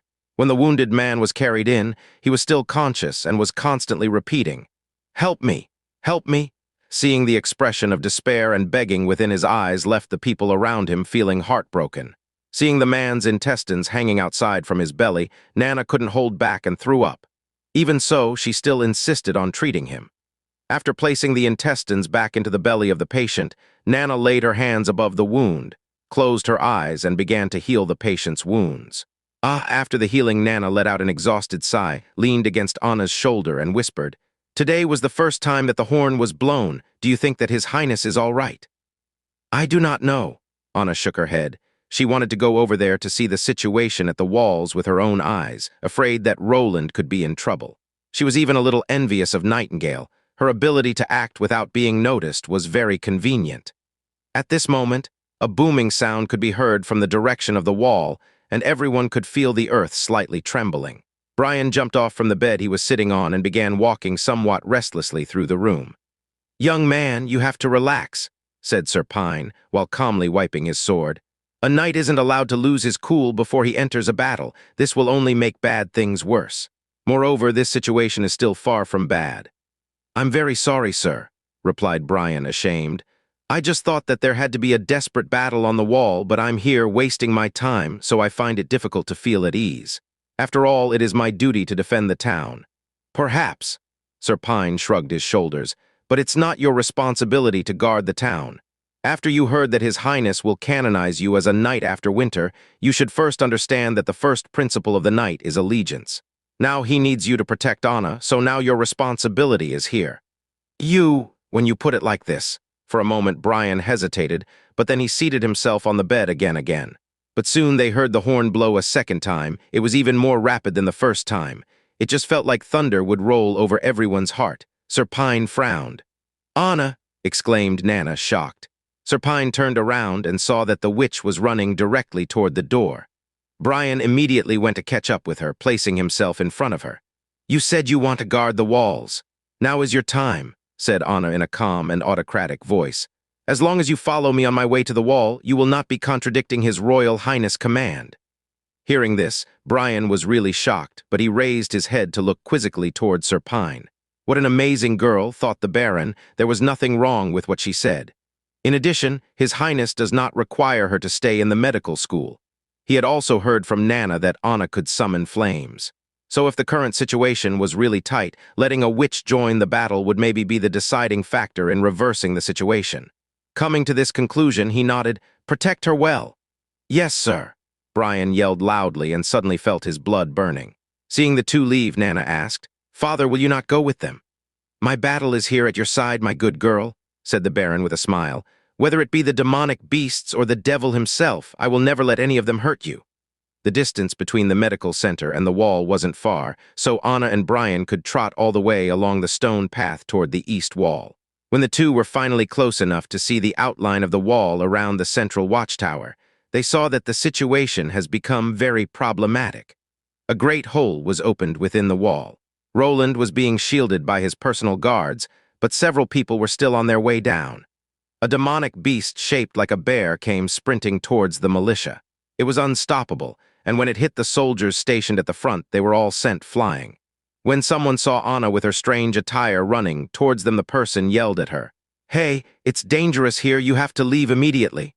Anna turned a deaf ear towards him and went directly towards the hole instead. After the demonic beast had fought its way through the militia, it turned around and rushed towards Anna. Brian stepped beside Anna, ready to protect her. He lowered his body and slashed out with his sword, but the crazy demonic beast had no intention to dodge and hit the edge of the sword with its front legs. The sword was immediately sent flying, but at the same time the momentum was so strong that the beast's front legs were cut open and were even broken. It rolled around on the ground, screaming and looking like a dehydrated fish that was struggling to breathe. No one dared to come near it because they were afraid of getting hit. However, Anna walked beside the demonic beast, put both of her hands on the ground, and suddenly the demonic beast burst into flames. The beast turned into a ball of coal. When flames suddenly erupted within the crowd, Roland saw that Anna personally had come. He was immediately bathed in cold sweat. "I hadn't planned for you to show yourself like this." He had originally intended to let Nana lay down the groundwork. After most people had accepted the presence of a witch, he had planned to announce Anna's presence in public. However, now every previously made plan was destroyed, so he immediately turned and said, "Don't worry about me, go and protect her." Anna must not be lost. She was an important figure in the industrial development of his town, so if she were injured it would bring an immeasurable loss. "I know," said Nightingale, "but please also pay attention to your own safety." Anna went to the front walls with the fracture. When Roland's guards saw the girl in strange clothes coming towards them, they immediately stepped aside and let her through. Now, she stood among the soldiers and spread her arms wide to shield them. Sending vines of flame from her hands, she let them climb up the wall along the destroyed section. Everyone's mouths were gaping open when they saw this scene. They dared not to believe their eyes when they saw a wall of flames rising up and slowly filling the gap in the wall. This wasn't an illusion. All of the guards had to step back because of the high temperature. The surrounding snow was rapidly melting and formed clouds of white mist which then rose up. The demonic beasts also feared the flames. They immediately fled to the sides, and only occasionally one or two of them would try to break through the wall of fire. But no demonic beasts could step through the wall of flames. "Everyone get back on the walls," Roland loudly shouted, trying to grasp the opportunity. "Get back into the formation. Hunter squad, fire at will." Then he himself grabbed Carter's gun, laid it on the wall, and began to shoot down the demonic beasts. Seeing the prince himself attack motivated all the people present. After all, in this age, seeing nobility or the royal family taking the lead role and fighting alongside the militia was seldom seen, so seeing this greatly enhanced the morale. The crowd began to chant the slogan, "Guard border town, fight for the prince," while at the same time maintaining the line of the defense and holding their formation. The fighting continued until the sky begun to get dark. Only then were all the demonic beasts in front of the wall killed. Slowly, the wall of flames began to disperse, and Anna, totally exhausted, wiped the sweat off her forehead. Then, Roland saw an incredible scene. Roland's personal guards laid their fists on their heart and bowed in the direction of Anna. Then the militia, as if they were infected by the mood of the guards, also gave their salute. Incredibly, no one shouted or cursed her with evil words. They only watched her silently. After the war, all of Border Town was quiet. Seeing a kind of incredible power which was never seen before for the first time was indeed terrifying, but this power was used in their favor. When seeing it used for the confrontation with their greatest enemies, their fear gradually disappeared, replaced by trust and gratitude. Roland's heart went crazy while walking towards Anna, but when he was by her side, he found her totally pale. She was walking unsteadily and was on the verge of collapsing. "Are you okay?" He worriedly asked her and held her by her shoulder. Anna saw the prince safe, gave him a forced smile, and then fell down in his arms.